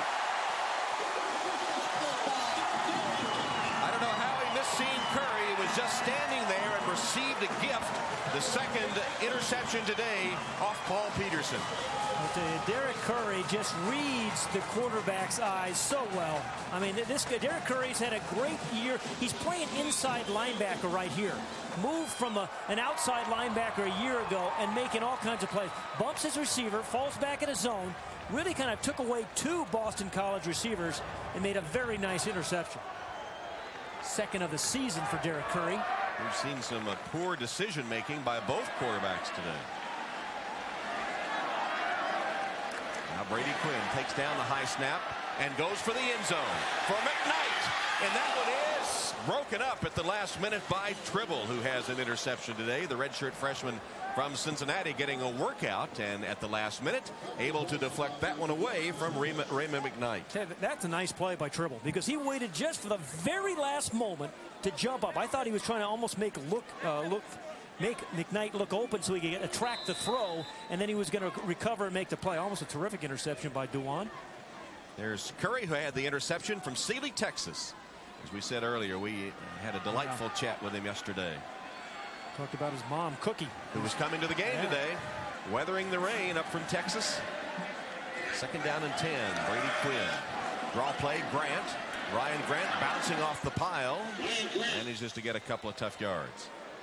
You know, ordinarily this would be field goal range for the Irish, but kind of with a slippery field, I'm not so sure it is. So for Brady Quinn, he's got to make sure that you know the circumstances of the game. You can't afford to take that sack in a situation like this and give up the opportunity for 3 points. Of course, Fitzpatrick missed an extra point attempt the last time, the first one he's missed all season. Now, they also run this bubble screen a lot in this situation. And remember, they also have a fake bubble screen and a deep throw for a touchdown this year, too. They got 2 wide receivers to the right. That's where they generally run their bubble screen. Let's see if they do on 3rd and 8. Quinn looking downfield. Flag is down as he's sacked by Ray Henderson. See, Brady Quinn didn't force that one, though, right? Yep. And a hold against Notre Dame. I think you have to take that and take it out and take them out of field goal range. It'll give them another third down, but it'll put them back. But that was a smart play by Quinn. He knows he's up 20-7, right? And it wasn't like a 7 or 8 yard sack. He actually gained a yard or two. Holding offense, number 76, 10-yard penalty. Repeat, third down. Bob Morton guilty of the hold. And they will take the penalty, which will put the ball all the way back to the 36-yard line.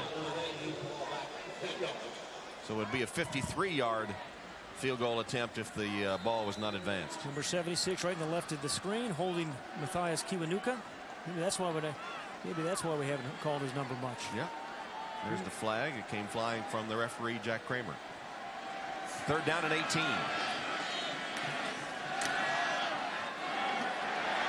Quinn got rid of it just as he was hit for the end zone, and Stovall, but overshooting him incomplete. Well, Larry Unum, number 9, you know, he's made 2 really good special teams plays, and he just drilled Brady Quinn after he got rid of that ball. And so by taking the penalty, they did put Fitzpatrick out of his field goal range, and the punt team is coming on. Right off the corner. Remember, you mentioned he made a couple of good special teams play. That time, Larry Unum on the corner blitz.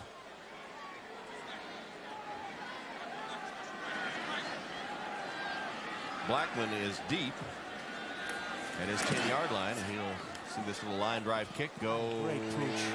Almost headed down. How do you miss that?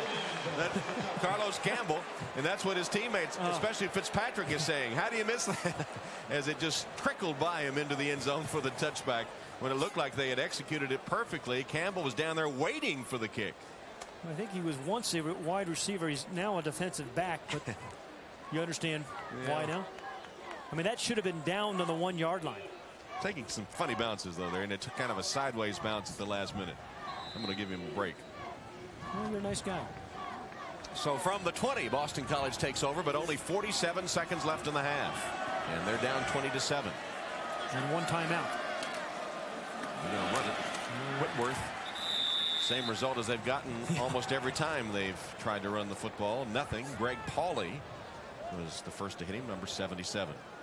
You know, the running backs have gotten no yards. Callender's got 5 yards in yardage, and Whitworth has 7 yards. Only Peterson has gained yards, 31 yards and 4 carries. But the running game really has not worked at all for BC. We talked at balance at the top of the show, and they just have not been able to have the balance. And one of the reasons they trail by 13. Peterson, after the hot start, has gone cold and has thrown 2 interceptions.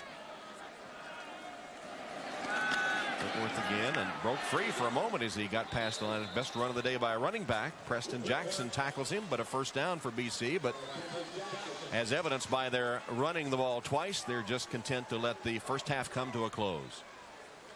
Clock stops to move the chains, then is rewound, and will tick the final 3 seconds to bring the first half to a close. It had an inauspicious beginning for Notre Dame as Boston College marked 86 yards down the field for a 7-0 lead. But then Notre Dame has come back. And at halftime, Brady Quinn throwing interceptions. And Paul Peterson pitching them for Boston College as well. So a game dominated by turnovers with Notre Dame leading 20-7. Now the Lexus halftime show right after these messages and a word from your local station. Stats dominated by Notre Dame. Well, look at the field position was really the story of the first half. Notre Dame started their drive on average on their 46-yard line, and that really has been the difference. Both teams with 2 turnovers, 2 interceptions, so they really haven't gotten that together terribly well. Brady Quinn forced a couple balls. Right. Paul Peterson did. But BC gets this opening drive to start the second half. And, you know, as we've talked before, that opening drive of each half kind of sets the tenor, the tone for the rest of the game. And we'll get to that opening drive in just a few minutes. Brady Quinn and the Irish leading Boston College 20-7 with the second half straight ahead. Squib ready to start the third quarter with the Irish leading the Eagles 20-7. But first, let's check in with Lewis Johnson. Okay, Tom, a couple of comments from both coaches, starting with Ty Willingham coming out of the locker room. And he said, first of all, way too many silly mistakes in the first half. And secondly, the most important thing, he said, this will have to be a slow patient grind with Boston College in the second half. Now, as far as Tom O'Brien, he said they have to get back to the way they played the first drive, first downs and moving the chains. They have to somehow reestablish a running game, which will help the pass. I talked with Don Brazo, the stadium manager who's responsible for the field, and as you see out there, there are a lot of divots, a lot of grass that is up and all over the place. Both coaches say it will not really affect the running game or the game itself. And finally, guys, the wind has picked up, going from right end zone to left end zone, north to south. A little breezy and gusty down here on the field. Tosh? All right, Lewis. So the conditions the players will have to cope with in this third quarter, and Boston College needs to mount a comeback as Renkes is ready to kick it off to Blackman. He's kicking downwind, so this ball should be into the end zone.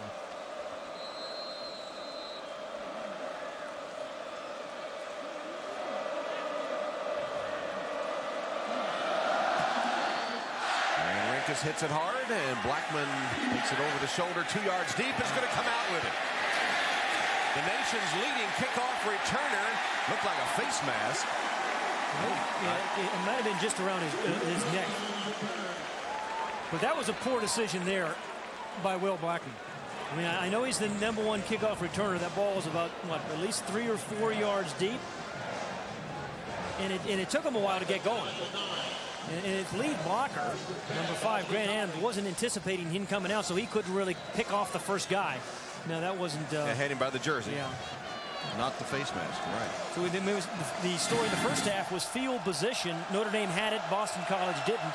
To start the second half, it's horrible field position again. Their own 9-yard line with a run to L.V. Whitworth. He's to the 15, or just short of the 15-yard line, where Quentin Burrell puts him down.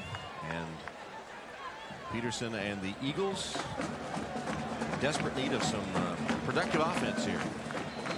First drive, 11 plays, 86 yards. Since then, averaging only 2 yards a play. And if they're going to win this game, Paul Peterson is going to have some of those magical plays he's had in their 4 wins this season. Whitworth stopped for a big loss on the play. Stuffed by Derek Landry. Yeah, Landry knocked the blocker into the running back. Man, that's pretty good strength, isn't it? You know, between Derek Landry and Trevor Laws, both they share that nose tackle position. He's right in here. Just goes right through the center, Patrick Ross, and then right into the ball carrier. These are nose tackles. Ordinarily, nose tackles keep people off the middle linebackers like Mike Goolsby, but Derek Landry and Trevor Laws make plays like that. Third down and long. They haven't converted yet. Peterson, screen pass. Whitworth got a good block. Got another block. Whitworth to the 20 and slapped down hard by Quentin Burrell. It's a first down, though, to Whitworth on the pass for a first down. And one of those good blocks was by Patrick Ross, the center, who was just kind of blown off the ball a moment ago by Derek. Watch the center right here. Patrick Ross, who gets out. Very, very agile, athletic offensive line. He blocks Goolsby, screens him out to make the play. You know, this Boston College offensive line we talked a lot about, but they're very, very good athletes, big guys, and they have a lot of players that played other sports in high school. They weren't just football players. Clutch conversion on third down, the first of the game by Boston College. This pass to the 30-yard line to Adams, who was wide open. Give him about 8 or 9 yards on first down. Dwight Ellick immediately hits him, but coming up, Lester it is, comes up with the sod again in the helmet, giving you an idea of how soft the turf is, and starting to get chewed up too in the middle of the field down at the end where they're playing at the moment.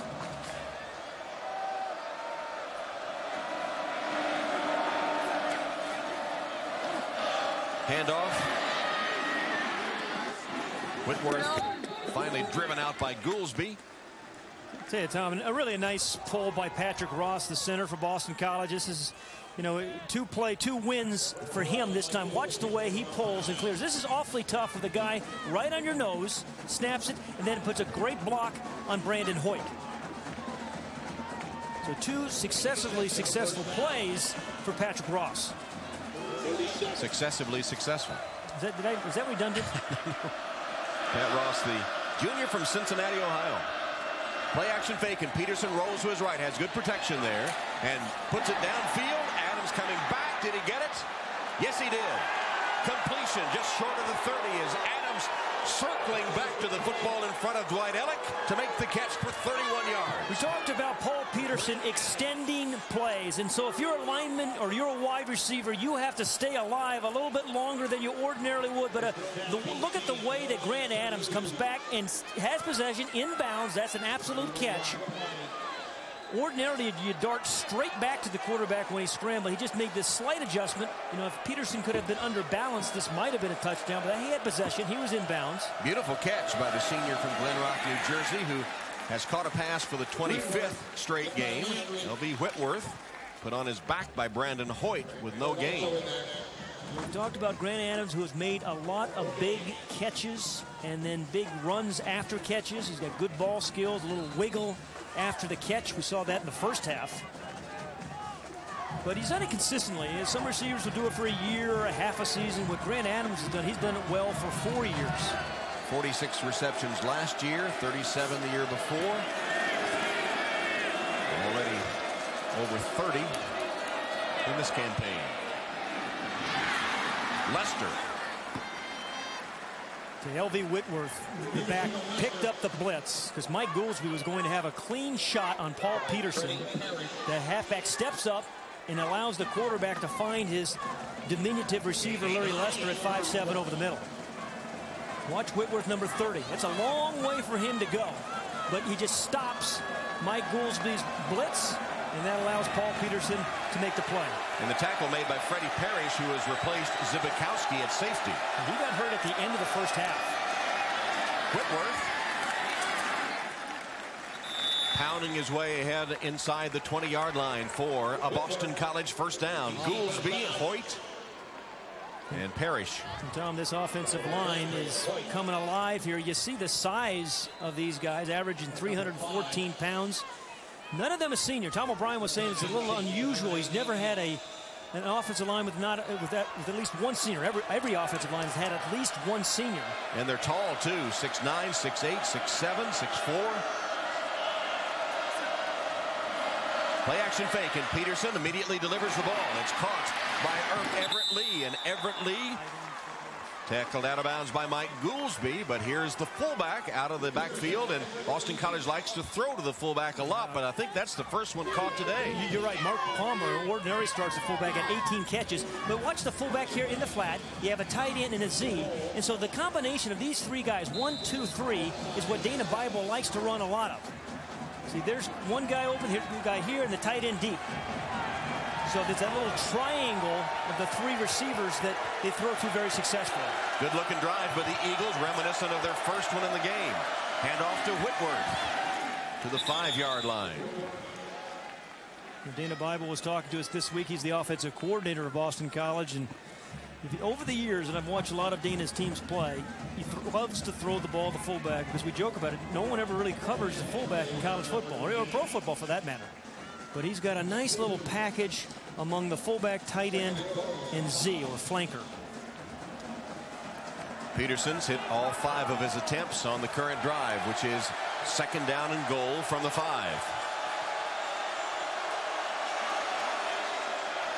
Attempt number 6 upcoming. Caught by Lee. Out of bounds about the 1-yard line, just short of the 1. Knocked out by Mike Richardson. So the opening drive of each half have been the best for the Eagles. And after the first drive you talked about earlier, Tom, they were miserable. But this opening drive in the second half, which tells you this drive looks much like the first one. You know, passing the ball to the backs, getting the ball to tight end, mixing a run. We just haven't seen Peterson yet rush the ball. Well, maybe this is the time for a quarterback draw. He's lined up in the shotgun. It's third down and goal from the 1-yard line. With these guys in here, I don't think that's a good quarterback draw call. Well, that's what the call is, and it stopped at the 4. You sure you don't want to be a coordinator? You know, I just think what you do is you generally spread them out so the linebackers have to go out. Then you run the quarterback draw, but there was no chance with 2 inside linebackers. Justin Tuck, from his defensive end spot, will get credit for the tackle as the field goal unit comes out. Here comes Goolsby, here comes Curry, and here comes Tuck. It's a pretty good threesome. So Oliger will attempt a field goal of 22 yards. Oliger, the freshman, has had a rough freshman campaign in some respects, and that one blocked.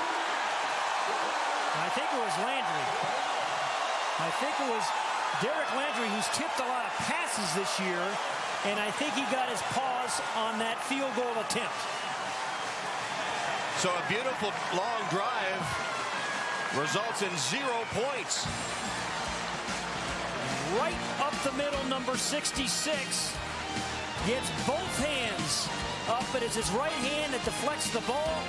And Derek Landry had a pretty good drive, a pretty good defensive series, didn't he, Tom? It indeed, and blocks the field goal. So the long drive comes up empty, and O'Brien and the Eagles still trail 20-7. Landry, what a defensive series by the nose tackle. Ordinarily, you don't feature the nose tackle on a series, but he was sensational, stuffing the run by L.V. Whitworth, and then stuffing the run again. First one, and then blocking the field goal attempt. So Derek Landry stays on his feet, makes plays, and gets excited. So BC with a 13-play, 87-yard drive, 5 first downs. Peterson hitting all 6 of his pass attempts, and it winds up 0 points. That hurts. Here's Ryan Grant, first run of the second half, spinning his way, can't spin away from Brian Toll. You know, this Boston College defense, as you hit the 9-minute mark of the third quarter, they're going to have to create some of their field position because they're not getting in the exchange of punts and kicks, right, Tom? And you know, that's the defensive coordinator, Frank Spaziani. And what they need to do is create a strip or get another interception, get that short field. Because Toll was trying to strip it, yeah. You can see. And a little irony in that tackle because Toll says that at Don Bosco Prep, his high school, Ryan Grant was his idol. Role model and idol, and here he is tackling him on the turf at Notre Dame Stadium. Grant again. Well, the other interesting thing, Brian Toll's father was his high school coach, and you and I have kind of joked about how often is it that when the high school coach son plays for him, he's always the quarterback, but not at Don Bosco. You're the running back and you're the linebacker. That's his dad, Greg. They won a couple of parochial school championships. Group 4, New Jersey Player of the Year. Linebacker, running back Brian Toll. Also, track. Yeah. Not only did he run the 100 and the 200, which you might expect, but he also was a shot putter. Now that's a combination you don't often see, a sprinter slash shot putter. Quinn got the play off before the time clock expired, but it wasn't a good one.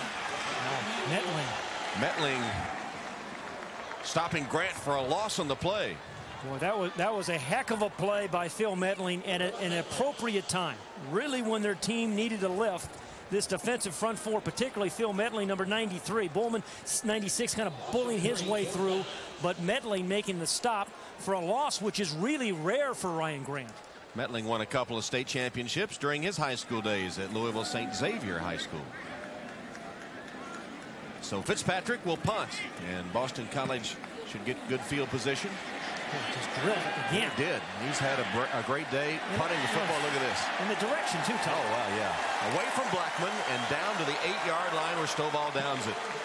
Fitzpatrick. Well, he missed an extra point, but he hadn't done much else bad. He hit that one, Pat, for 67 yards. Well, he's hit 15 of his last 17 field goal attempts and averaging almost 43 yards a punt. Irish up 27.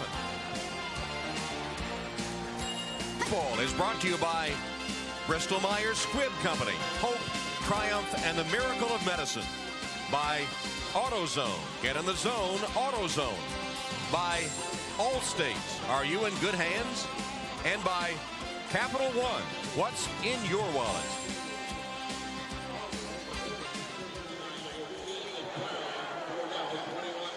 (20-7), Notre Dame leading Boston College. Fitzpatrick just uncorked a career-long 67-yard punt. Daniel Joseph Fitzpatrick. He's just been unbelievable. Not only the distance, they haven't been returnable. Sometimes you kick them too far, right? He hasn't done that. And then what's that led to? Great field position for Irish and terrible field position for Boston College. Andre Callender in at running back on this opening play of the series, and he gets the handoff. Crosses the 10-yard line to the 11. Goolsby and Hoyt on the tackle for the Irish. Well, this front seven of the Irish, you know, when you talk to every opposing team that plays Notre Dame, which we do, Tom, in these home games, every offensive coordinator starts by saying that is a really good front seven. Those down four, those three linebackers. You know, I think actually Dwight Ellick in particular has played pretty well at corner for them this year. But the front seven is where the heart and soul of this defense is. Play action fake. Here's Peterson. Threw it in traffic, got away with it. Caught by Lester with Richardson draped all over him and a flag down. That's more than traffic. That's congestion. I mean, gridlock. Mike Richardson, I think, is going to be a pass called on pass interference, but and that's what it is.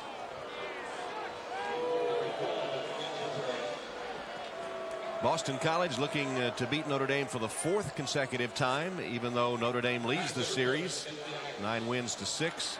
Boston College and Notre Dame will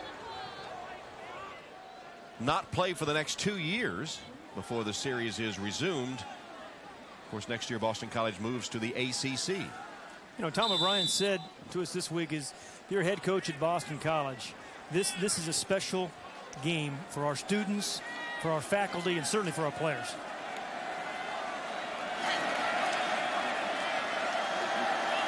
From the 17-yard line, first down for the Eagles.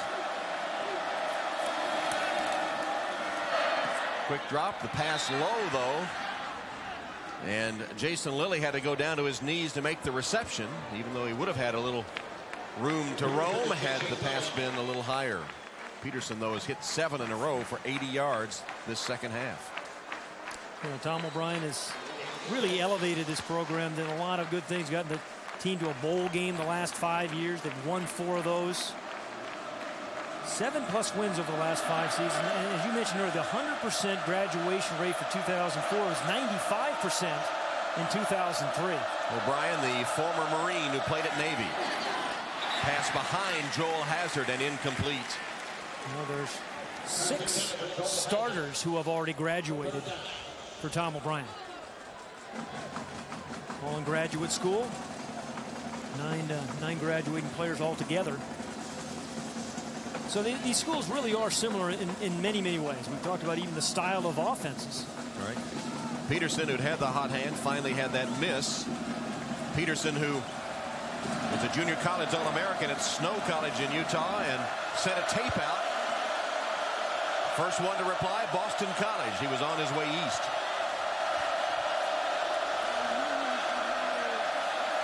Going down the sideline, putting some air under it for Lester, and Lester has it. Finally nudged out of bounds inside the 30-yard line by Quentin Burrell.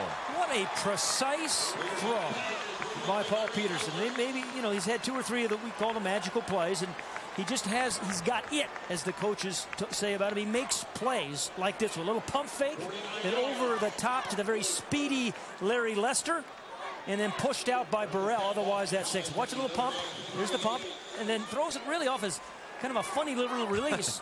But it thrown perfectly. Yeah, great accuracy. Right in stride. Lester for 50 yards. A 50-yard pass play gives the Eagles a first down at the Notre Dame 28-yard line. Handoff to Callender. Callender lowers his head, rams his way to the 23-yard line. Boy, they're running the ball much better this second half than they did in the first. And they had the long opening drive the second half, didn't get the field goal attempt blocked, but they were able to mix in or sprinkle in a run or two with some success, which they weren't able to do really in the first half. Dominating the time of possession here in the third quarter, but the field position has been so bad that they've had to go virtually all the way down the field, and so far no points to show for it. Callender. College football, Tom, I think we talked about it before. In college football, if you have to drive the ball 80 yards, there's a less than a 10% chance to score a touchdown. So, and that's what DJ Fitzpatrick's punting has done, has forced the odds against Boston College driving over 80 yards for TDs. Eagles go with 3 wide receivers, Adams, Lester, and Hazard on 3rd down and 3 from the Irish 21.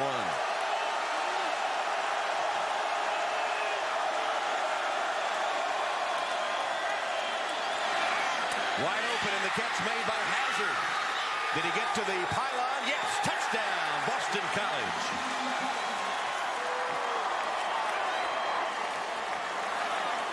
"21 yards. Hazard with a reception for the touchdown from Paul Peterson."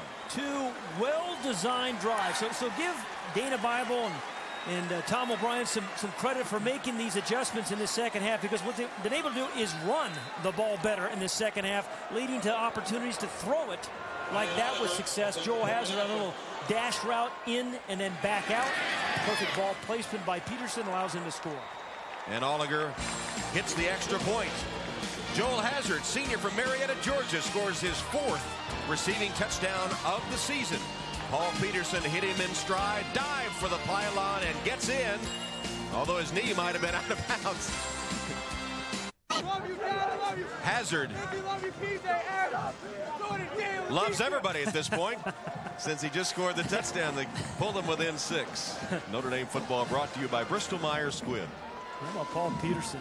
This half, he's 9 of 10 after going 2 of 11 prior to that, at the end of the first half. So really turned it back on. Oliger to kick off. Hoskins and Anastasio are deep.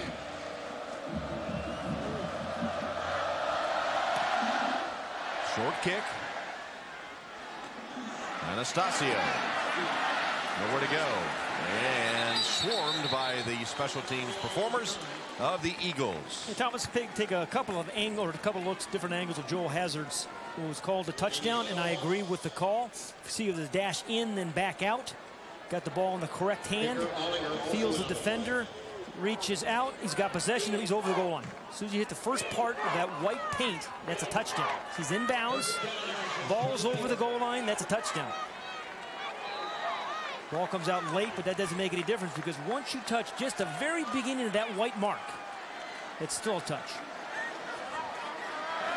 So now Notre Dame takes over. They've had only one possession here in the third quarter, and we have 3:48 left. It was 3 and out on that possession. Quinn through the hands of Walker. Hey, it seemed like I was watching John Sullivan, the center of Notre Dame, was blocking his man for, I don't know, 3 or 4 years. It seemed like he just did a great job. He and Bob Morton giving Brady Quinn a lot of protection. Brady Quinn really hasn't been hit that much, not threatened much in the pocket. And coming into the game, Matthias Kiwanuka came in with a lot of accolades, rushing the passer, led the Big East with sacks last year with 11.5, has 4 this year, but really hasn't been close to Brady Quinn.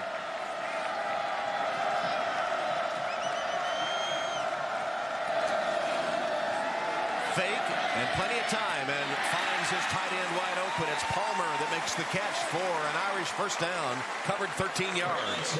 Well, that time Matthias Kiwanuka did get close to Brady Quinn, a little too late, but buried him after the play. Real tall, he's 6'7", long arms, was faked inside. Remember that bootleg pass? He was kind of faked inside because of the boot. That's why quarterbacks wear rib pads, Tom. Kiwanuka was a prep All-American, Cathedral High School in Indianapolis.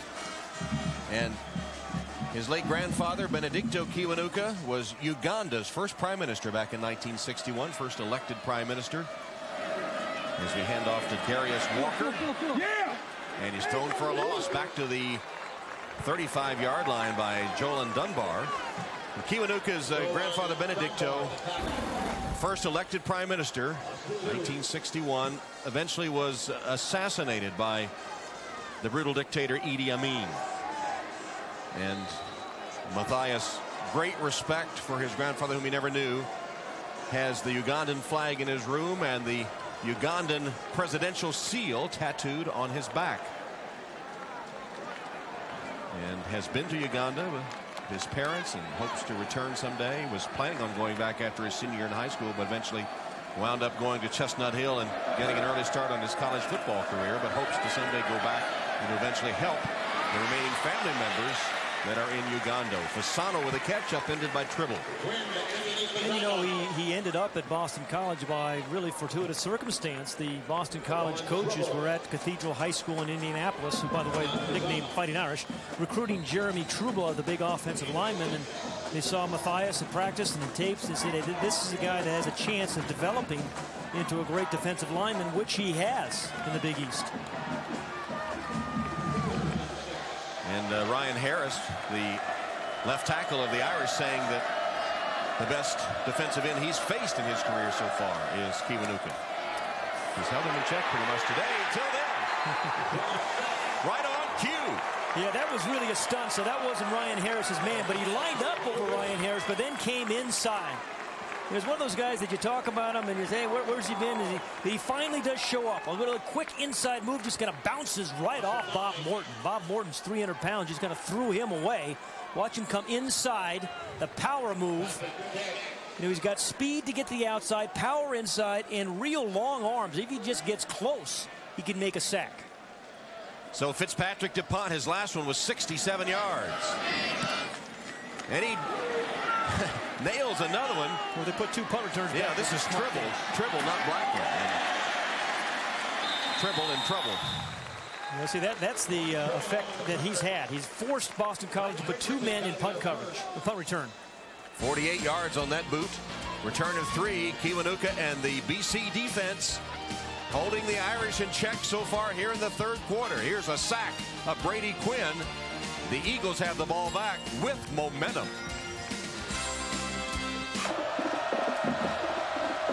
With our producer David Gibson, director John Gonzalez, Tom Hammond, Pat Hayden, Lewis Johnson. Notre Dame Stadium, rainy day early, but the rain has stopped.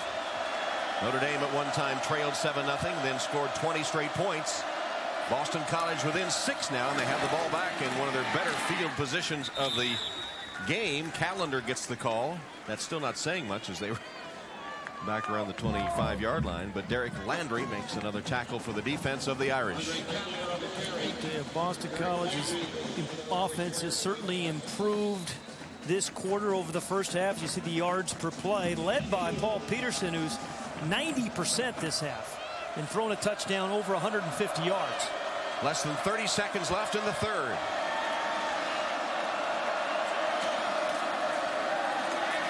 Peterson for Adams, has it right in front of Ellick. Ellick makes the tackle, but it covered 23 yards, and they're throwing at will on the Irish now. And you know, just seeing, we talk so much of the receiver and the quarterback seeing the same thing. He was covered, but it was an underthrown ball by Paul Peterson, really on purpose, allowing Grant Adams to kind of fall back in and catch the ball. Kind of underthrows it away from Dwight Ellick, and then a nice adjustment by Grant Adams. But that's a real good feel play by those two. And they're just going to let time expire in the third quarter. Kent Bears defense rocked back on its heels in this third quarter by Boston College. They had one long drive that had a blocked field goal. Then they scored a touchdown, and now they're moving again in Irish territory, where they will be when we start the fourth quarter. At the end of 3 at Notre Dame Stadium, it's Notre Dame 20. The election just around the corner, that's Willingham, right? The W. Look at this. More. Peterson off his back foot, completes it. Cassetta with the catch. Never did get him down, but Richardson pushes him out of bounds. Nice catch by Cassetta, 6'4", and he used every inch of his frame to go up and get that one. David Cassetta is one of those guys that can really, stretch the strike zone or extend the strike zone for a quarterback because of his height and ability to go up and get a ball, as he did there.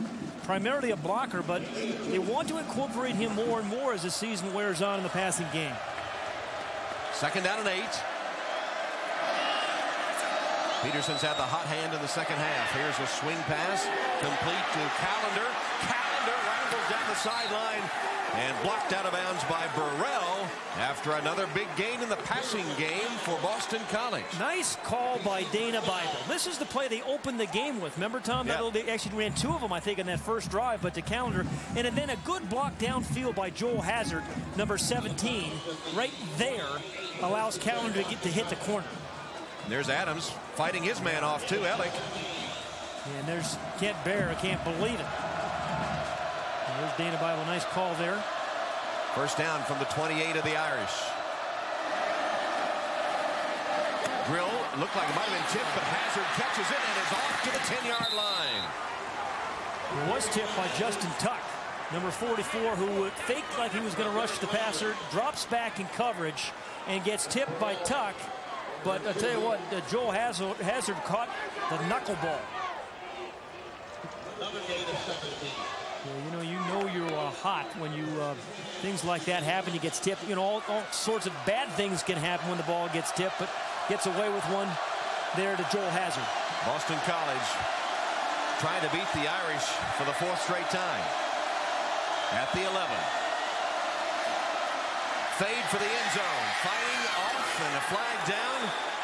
That was Jason Lilly battling in there with Richardson, and it looked like about 50-50 to me. Well, I think they could have called it either way, but they're going to call it on the Irish, I believe. Dana Bible said to us yesterday or this week, that Jason Lilly was going to have a breakout game.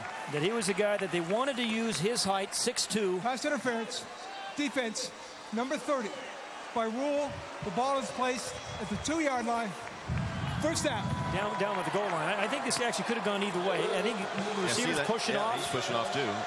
You're right. It could have gone either way, but it's the second against Richardson in the end zone. So spotted at the 2-yard line. First and goal for Boston College.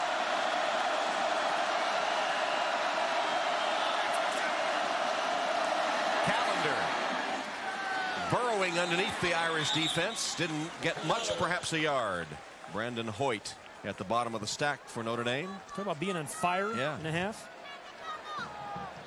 He made 2 really bad decisions in the first half. 2 interceptions that were thrown right to the Irish. But it's one of those things, you talk about adjustments at halftime. He's not throwing many balls over the middle of the field. Most of the stuff's on the perimeter, away from linebackers. Plus, they've been able to run the ball much better this second half. That's been the difference. Irish defense has been good in the red zone, but Boston College testing them here. Second and goal from the 1. I formation, tailback, Callender. Stopped for a loss. Now, you talk about them being stout inside the 10. The Irish defense has only given up what, Tom? 5 rushing touchdowns this year? Right. One today. One today, yeah. But 5 rushing touchdowns, which ranks very favorably in the NCAA ranking. Terrific penetration. See all the blue jerseys on the other side of the line of scrimmage? Hoyt was first to hit him. Now do you pass the ball here if you're Boston College? Absolutely. I would roll Paul Peterson out to the right. Ball's on the left hash. You have 2/3 of the field to work with on the right side and 3 receivers over there. 1, 2, 3. Third and goal from the 4. Peterson rolls to the right. Fired to the end zone, broken up. Preston Jackson was there. Intended for Lester, and it's 4th down. Kent Barrett, a sigh of relief out of the defensive coordinator for Notre Dame, whose team has been tested this second half. Boy, that red zone defense, though, in fact, he was saying to us yesterday, that's one of their big improvements this season. So a field goal attempt of 21 yards. The last time Oliger tried one, it was blocked. This one is up and sneaks through the uprights. It's good. Derek Landry almost got that one as well. I was watching Derek, number 6. Kind of has a low trajectory, doesn't it? Yeah, the low trajectory, and he kind of burrows his way through. But Oliger is able to hit it. That blocked field goal earlier, the difference in the game right now. This was the 3rd down pass attempt for Leicester. Preston Jackson breaks it up with a nice defensive play. Force them to take the field goal. Notre Dame remains in front, but only by 3. The Irish up by 3 after a tremendous defensive stance by theirs. Watch Preston Jackson right here on the really good coverage. And then Derek Curry down here forces an early throw because Peterson would have had plenty of time, but a great play and deflection by Preston Jackson. So they just give up 3 points after another long BC drive. They had everything defended there. They had Adams blanketed as well and making the quarterback deliver early and not allowing him to run. So a key defensive play on 3rd down. Here's the kick by Oliger. Taken by Hoskins, the freshman. Following the wedge to the 30 and then thrown back. And let's take a look now at our game summary brought to you by Bristol Myers Squibb. Brady Quinn, 152 yards, a touchdown, but threw 2 interceptions. Peterson, hot second half, now over 300 yards, a touchdown. He had 2 picked off in the first half. And the field position really has been the difference in the game. Look at that. Boston College, their own 16. They have had, what, 4 long drives today. Yeah, it's amazing. It's only a 3-point game. Yeah. But they've had efficient long drives, even though they haven't scored a lot of points. You know, they haven't been many 3-and-outs for Boston College. See the second half domination by BC. Ryan Grant using his blockers well. Crosses the 40-yard line. Marked out of bounds right at the 40. Remember, close to a first down here. Excuse me, Tom. Lewis Johnson was talking his report after talking to Tyrone Willingham. We wanted to grind it out here, kind of slow the game down a little bit, use some clock. They haven't really had a chance to do that, but he would love to have a long, grueling drive featuring that guy, number 4, Ryan Grant. Rashawn Powers-Neal out in front with a block, giving them a first down. See the other scores. Michigan a halftime lead of a field goal over Purdue. So from the 40-yard line, blitz by the Eagles. Picked up by Notre Dame, and they get it to Raymond McKnight, and he's got another 10-yard gain. Tackled by DeJuan Tribble. A couple nice plays back-to-back. One was the Ryan Grant run, and then really a pass that served pretty much like a run, a possession pass that picks up another first down for the Irish. Notre Dame finally getting something going offensively here in the second half, with the ball resting right on the midfield stripe.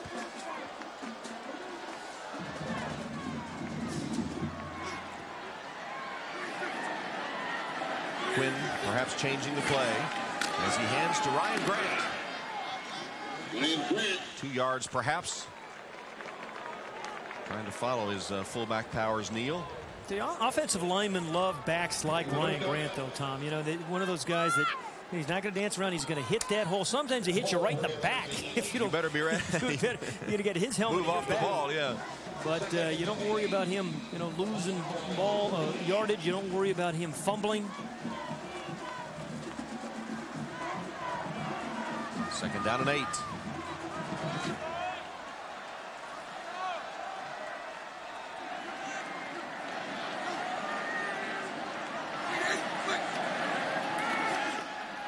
Quinn pumped once, chased from the pocket, winds up, delivers far downfield and out of bounds. Shelton was closest to it. That never had a chance. Quinn might have just thrown it away, and if so, that was a good decision. I'll remind you that it won't be too long coming to NBC in the new year, the return of the Arena Football League. That's indoor football. The AFL on NBC returns this January. And Tom, if you like punts, don't watch. If you like to see a lot of punts, you're not going to like that game. No punting. How about running? No, very little running, a lot of passing, and a lot of great athletes.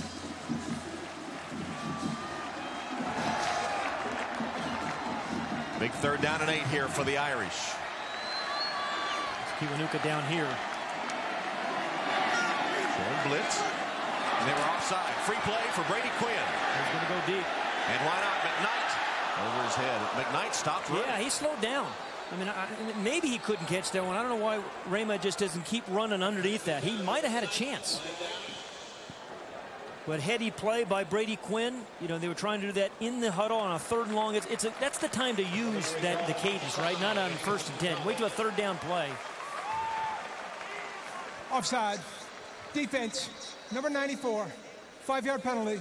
Still 3rd down. Yeah, that was on Kiwanuka. Just couldn't get back. Slipped as he was trying to get back. But watch McKnight here at the end, the ball in the air. It looks like he slows down the last couple of steps. He picked up the ball. A funny shoulder to be looking over with the field inside, the whole entire field inside. Identical penalty yardage. The 5 yards, though, makes it 3rd down and 3 now for Notre Dame.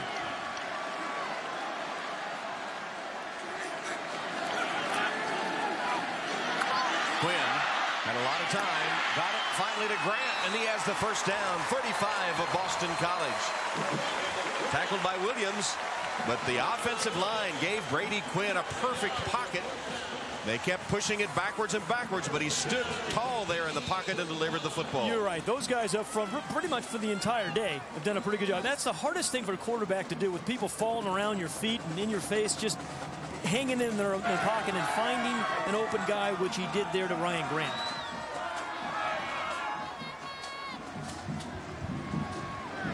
First down, Notre Dame. Darius Walker's in at running back now from the 35 of Boston College. Walker. Tough run by the little guy, carrying would-be tacklers with him for about 4 yards. Bullman finally, with some help, got him down to the turf. You know, this coaching staff, he's really, after all he's played, he's really not like a freshman, a true freshman anymore, Tom. But even early this year, the coaching staff was not afraid to give Darius Walker the ball in critical circumstances. Remember against Michigan, they were trailing. He's the guy that scored a couple touchdowns against Michigan to bring them from behind to win.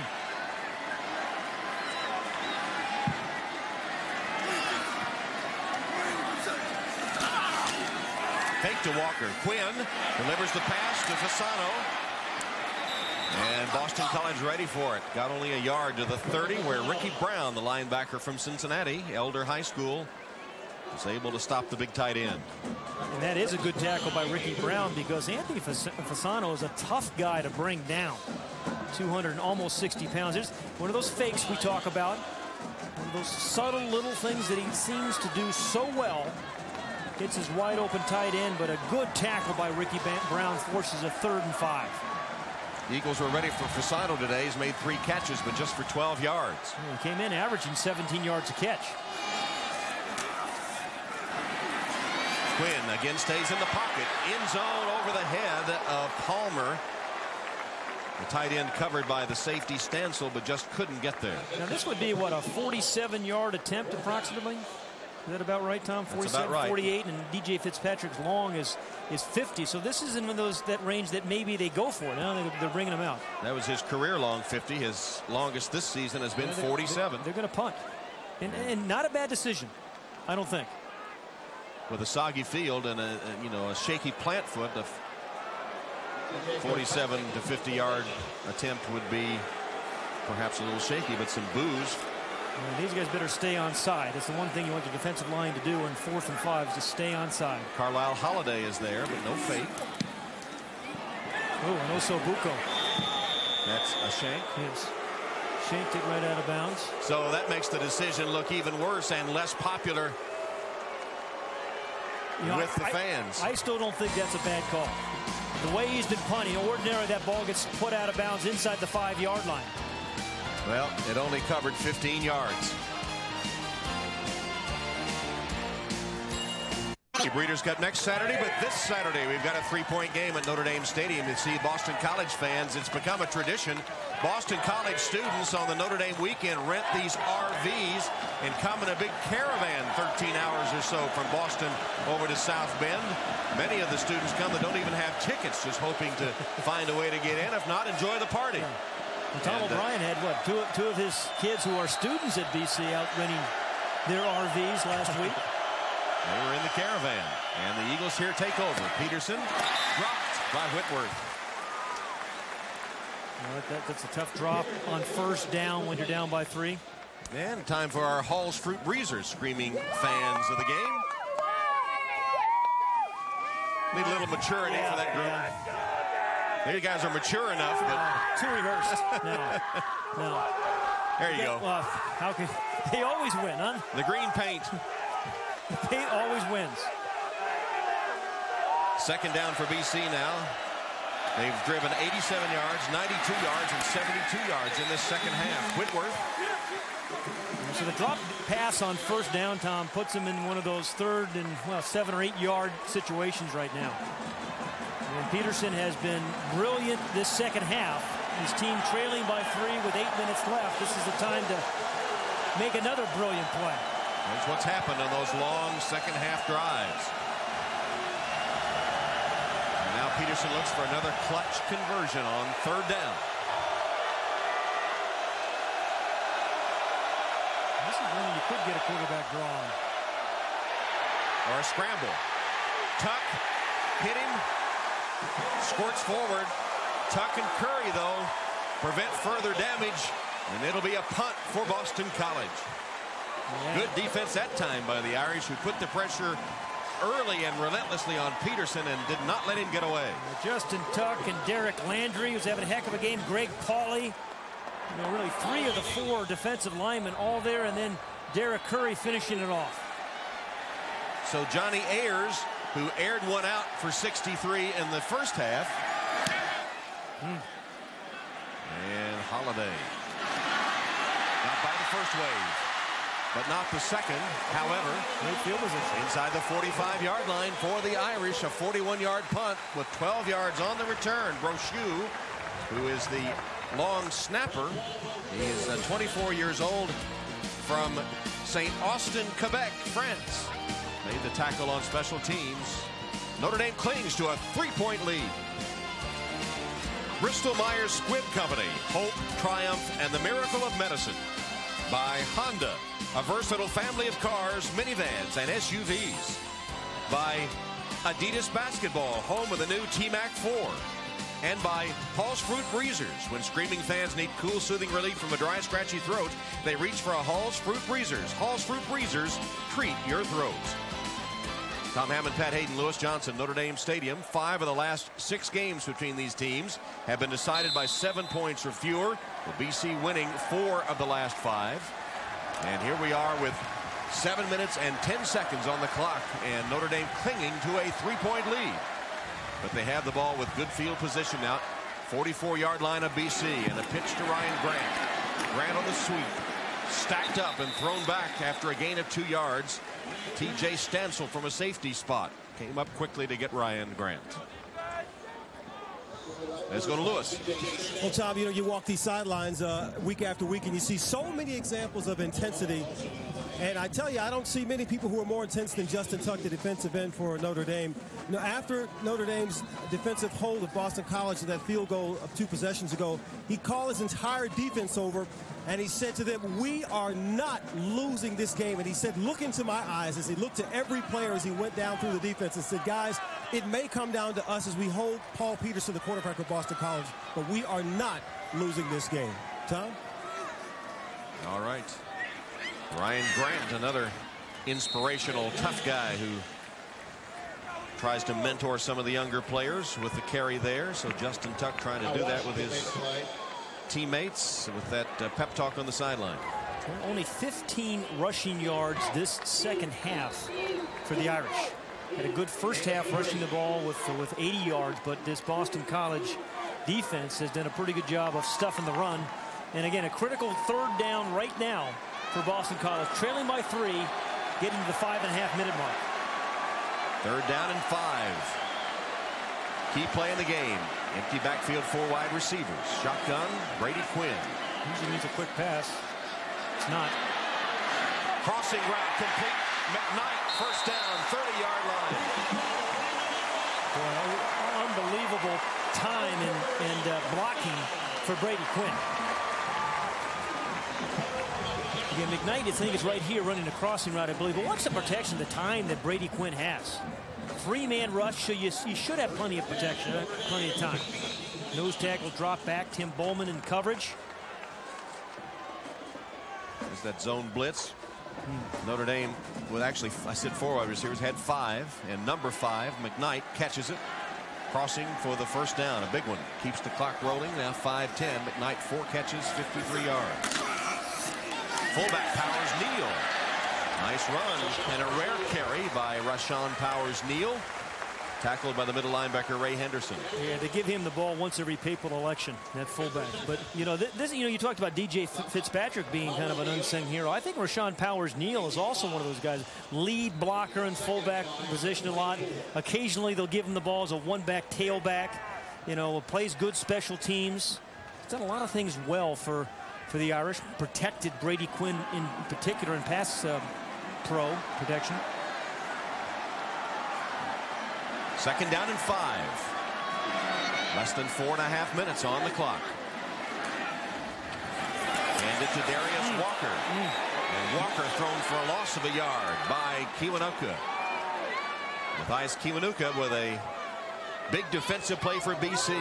He is 6'7", 260 pounds, and we've talked. He just has to get within about 2 or 3 yards, Jay. Then he just uses those arms to kind of bring it down. 4 minutes left. So he's looking for the strip with his right hand too. Just sort of pounced on Walker. Kiwanuka needs to put some pressure on Brady Quinn this time. He's down here. Looks like it's going to be a three-man rush. The quarterback sees that three-man. Well, he's going to call timeout. Charge timeout. Notre Dame. So with the play clock down to a second or so, Brady Quinn forced to spend a timeout. Stops the clock. 3:42. That key third. Typical Boston College Notre Dame game. It's a three-point affair. And Notre Dame facing a crucial 3rd down and 7. It's from the 26-yard line of Boston College.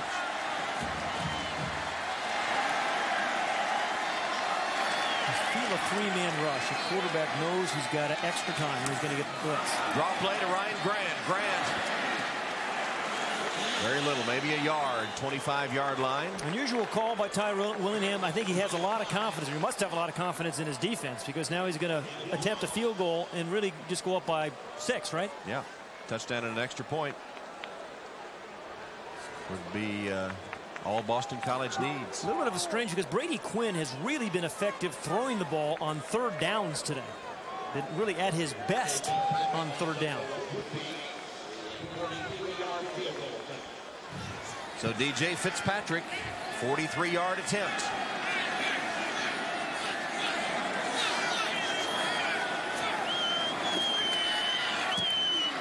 And Fitzpatrick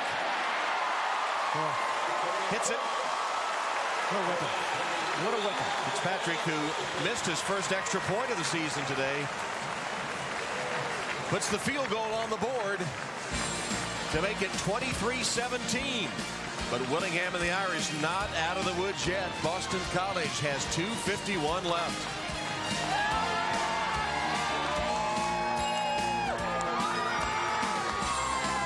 One on the clock, 23-17. Notre Dame kicking off. You know, Tom, this is one you'd generally want to squib, I think, to Will Blackman, but only with a 6-point lead. I think you have to kick it off and try to hold him, Will Blackman from a big return. Bobby Renkus to kick off. Blackman and Adams are deep to receive for Boston College. Renkus kicks it away. Blackman, the nation's leading kickoff returner, and he nearly had a seam. Well, he did. He did. Freddie Parrish closed the seam. So let's take a look now at our Xerox unexpected play of the game.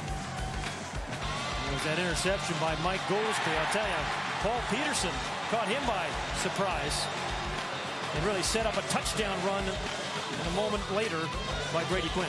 Unexpected play of the game brought to you by the document company Xerox, helping your company grow in unexpected ways. And Tom, with 2:45 remaining, I think Boston College has to treat this as their last possession.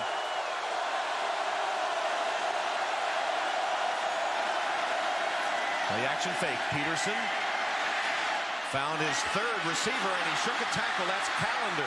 Callender still on his feet. Has a first down. He crosses the 35, a gain of 15 yards. Quentin Burrell with a tackle finally for Notre Dame. You weren't about to say it's his time of year, were you? Callender? No, I didn't think so. But that's a real good first down play by Paul Peterson. Wasn't a risky play. He just dumped the ball off. Really a good catch by Callender. And then he broke a couple of tackles and picked up the first. Boston College just a touchdown and an extra point away from taking the lead. And 3 timeouts remaining. Crossing complete. Caught by Adams. Or Lester. I've had trouble seeing 5 and 6 all day long. But yeah, that was a pretty good catch by Larry Lester. A year ago, Larry Lester was a defensive back, and in the 6th game, they moved him to wide receiver, went on to catch 17 passes, 5 of which went for touchdowns.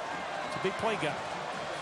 First down, 48-yard line. Boston College clock down to 2:10. 6 catches for Lester, 86 yards today. Big cushion up top. Peterson pumps once, rolls. Justin Tuck after him. Throws it away. That stops the clock at 1:56.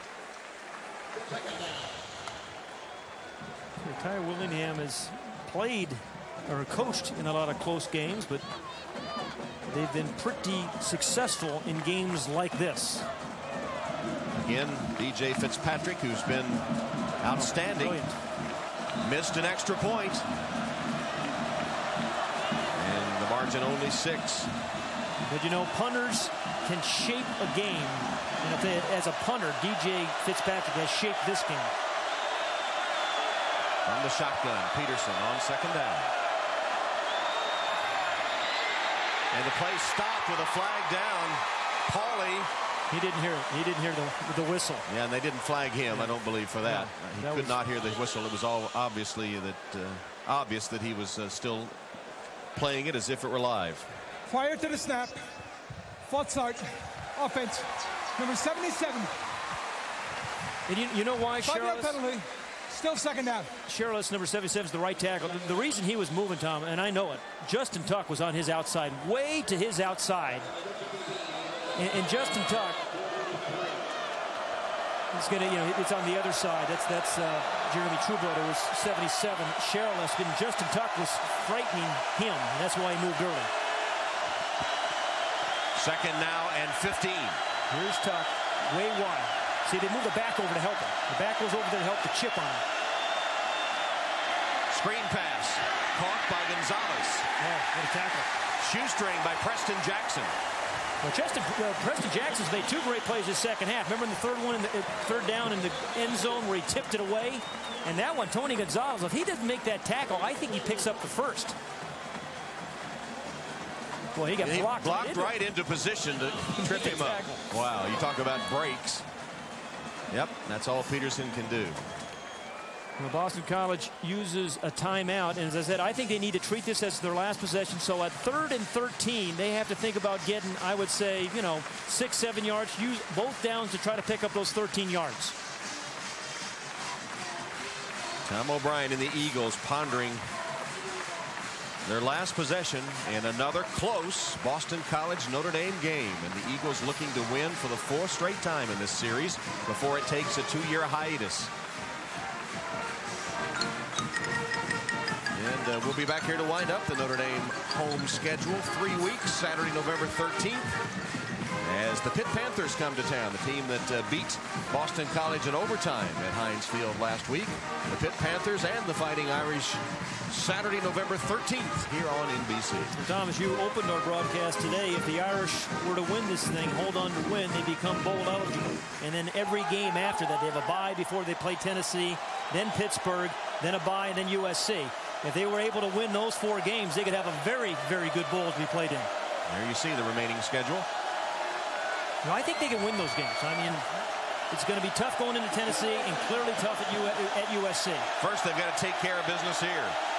Peterson in the second half has passed for 242 yards. He's hit 16 of 20. Peterson steps up, tries to scramble, and is stopped right at the line of scrimmage by Derek Landry. Well, what a game Derek Landry has had. You know, it's been unusual. You've had a punter who's been phenomenal for Notre Dame and a nose tackle, Derek Landry, who's had a phenomenal game. The Boston College used a timeout. The Eagles do take timeout. They'll have one left. We'll take a break here. Peterson, feeling the pressure, tries to scramble free, but Landry nabs him. It'll bring up a 4th down when we come back to Notre Dame Stadium.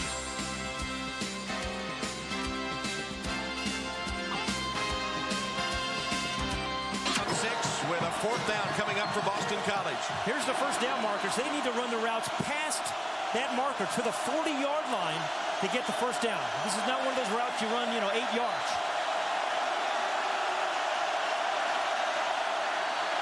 Peterson rolling to his right. Throws on the run, has a man wide open for the first down. It is Larry Lester with a clutch catch. It covered 17 yards, and Boston College is still alive. And ever cognizant of where that first down marker was. Wonderful call, and then great execution. As he comes, he's going to come here. Here's where he has to run, remember? Excuse me, he's in the slot. He's in the slot. Good call. Knew that right in front of him was the first down marker. Not only does he do that, he's able to get out of bounds and preserve their last timeout. Minute 26 on the clock. Missed extra point looms large. They only need 7 to take the lead. Plenty of time. Caught by Lester again. He's been the clutch receiver today for the Eagles, just as Adams was a week ago.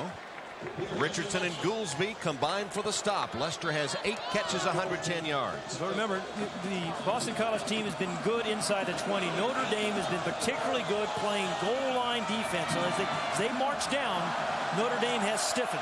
1 minute left. Peterson, Tuck went by him, and Peterson throws off the back foot. Caught. Touchdown! What a catch by Gonzalez!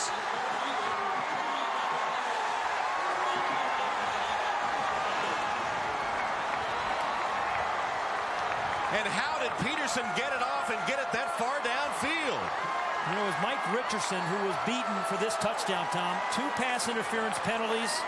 And here, a great adjustment inside by Tony Gonzalez, but it's been a rough day for Mike Richardson. And a very, very important PAT. They've had a field goal blocked. Oliger, the freshman, to give him the lead, and he got it. Well, we've talked about DJ Fitzpatrick, Tom. He still may have a chance.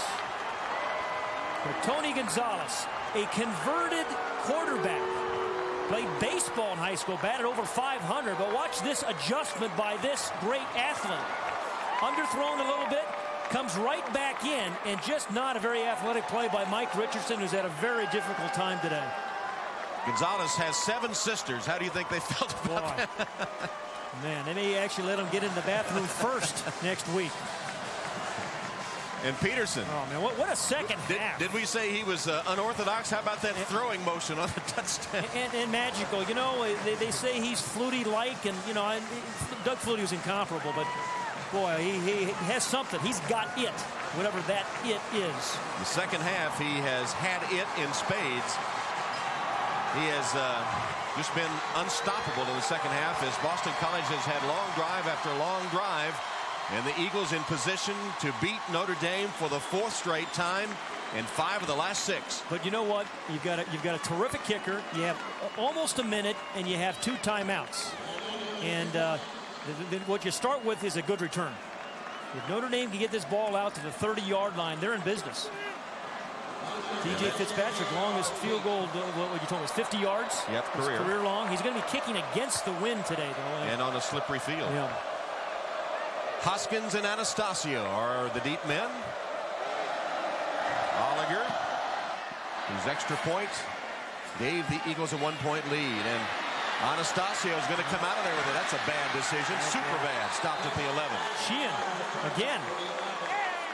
It is indeed. And what was he doing bringing it out from 2 yards deep? And you're right. They had the ball in the 20. I think the other up man, Hoskins, told him to stay in. Watch 33. I think he's telling him to stay in the end zone. Now, see, then you just lose that up-back blocker. And that was the guy who made the tackle, Sheehan, who ordinarily would have been blocked by the up man. So that's a bad decision there. Cost him a few seconds and about 8 yards. As the ball is only at the 12. Have to get all the way down really to about the 30-yard line of Boston College to give their kicker a chance to win the game. Short pass, that won't get it done. Ryan Grant had a knee down when he caught it for 4 yards. Well, that can't happen. No. The best chance, they're going to use a timeout. Best chance to try to get the ball to one of those wide receivers who are so good after the catch. Raymond McKnight, Matt Shelton has been their deep threat all year long, because they need some big plays here.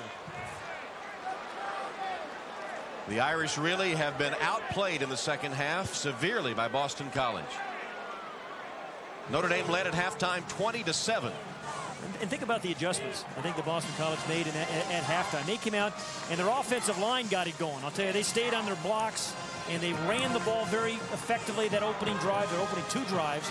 And then Paul Peterson has worked his magic, and defensively they just stuffed the run. Well, Peterson, though, has been the second half hero. He made 2 really bad decisions, bad throws in the first half that resulted in Notre Dame interceptions and led to points. But Peterson has been flawless in the second half. The 7th of 10 kids, a brother who played quarterback at BYU. You said he mentioned he sent the tape to Boston College, and they answered quickly. He accepted the scholarship. He and his wife packed their car, drove across country, but then flew their dog across country to catch up with them. They drove, the dog flew.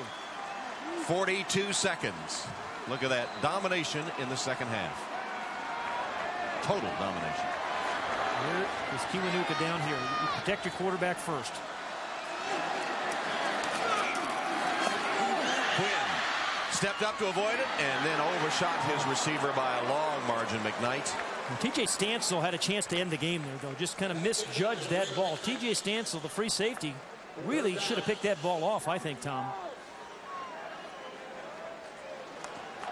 36 seconds. Justin Tuck, who gave that pep talk and said we will not lose, is in danger of losing again to Boston College. As this series takes that 2 years off, Boston College has had mastery of the Irish in recent years if they can hold on today.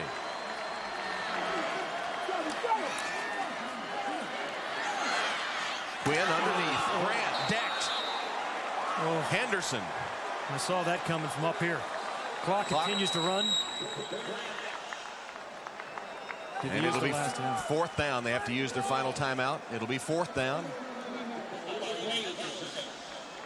Well, you know, now they're in a great play by Ray Henderson. Yep. I think this is really one of those dilemmas. 27 seconds left and no timeouts. Ordinarily on the 4th and goal, you always make sure you get the first so you'd run the ball here, right? And, and then you hope for your best. But I think you have to throw it. Clock stops with to move the chains. Then you can down it and have 3. I don't know. It's a tough call.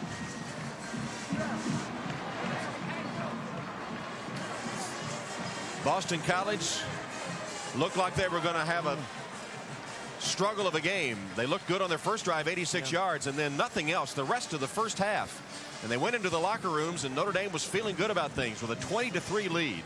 But in the second half, Boston College has dominated the stats and the scoreboard, outscoring the Irish 17-3 behind flawless play from their quarterback, the little man, Paul Peterson. And you know, as I said, he's a fun guy to watch, a difficult guy to defend, and he's going to have some really ugly plays. And he might miss 5 or 6 or 7 passes in a row, might throw an interception, but he's got that something, that magic about him, and he's performed again today. 27 seconds, no timeouts, 4th down and 1. 1-point game. Should they pick up a first down, the clock will stop to move the chains, then be restarted. 4th down play. Sneak by Quinn, who gets down quickly. Clock stops. Now you got to be up at the line and ready to spike it.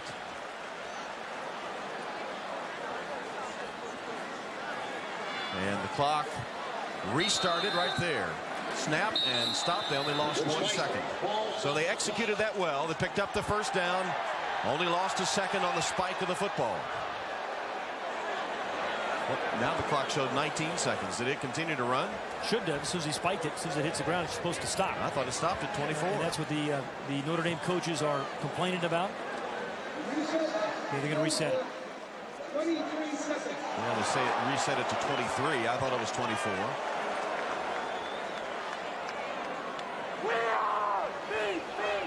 He should smile. I guess so. He couldn't even hold it in a smile. It had to break into a big grin and a chuckle. 23 on the clock. And they needed to get to the 32-yard line to give DJ Fitzpatrick a 50-yard attempt. Look at the deep coverage here. They're just not going to give anything up deep, so it has to be intermediate. Quinn's taking a long time. Long time, especially for that kind of completion. Ryan Grant trying to get out of bounds. Can't get there. Can't get out of bounds. Clock's going to stop while they reset the chains. 14 seconds. Got to be up there ready to spike.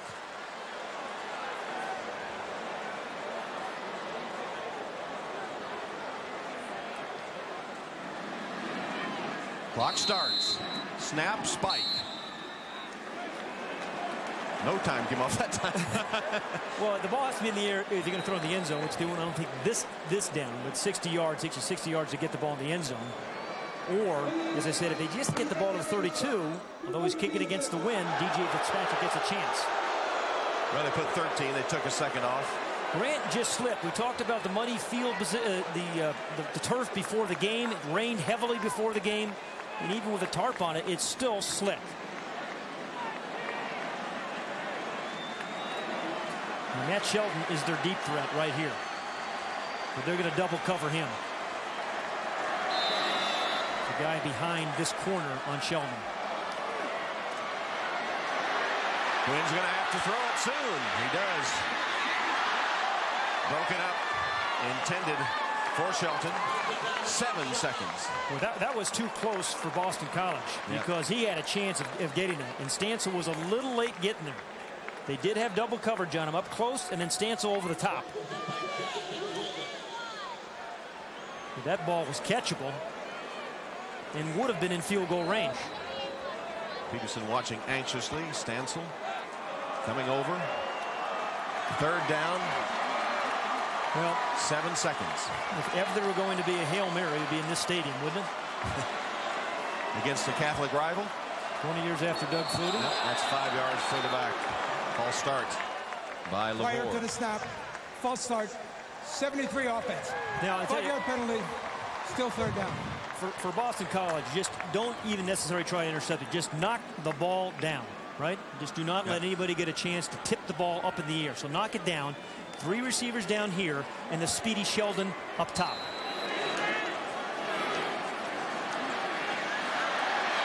Turns across the middle, complete. McKnight gets down quickly.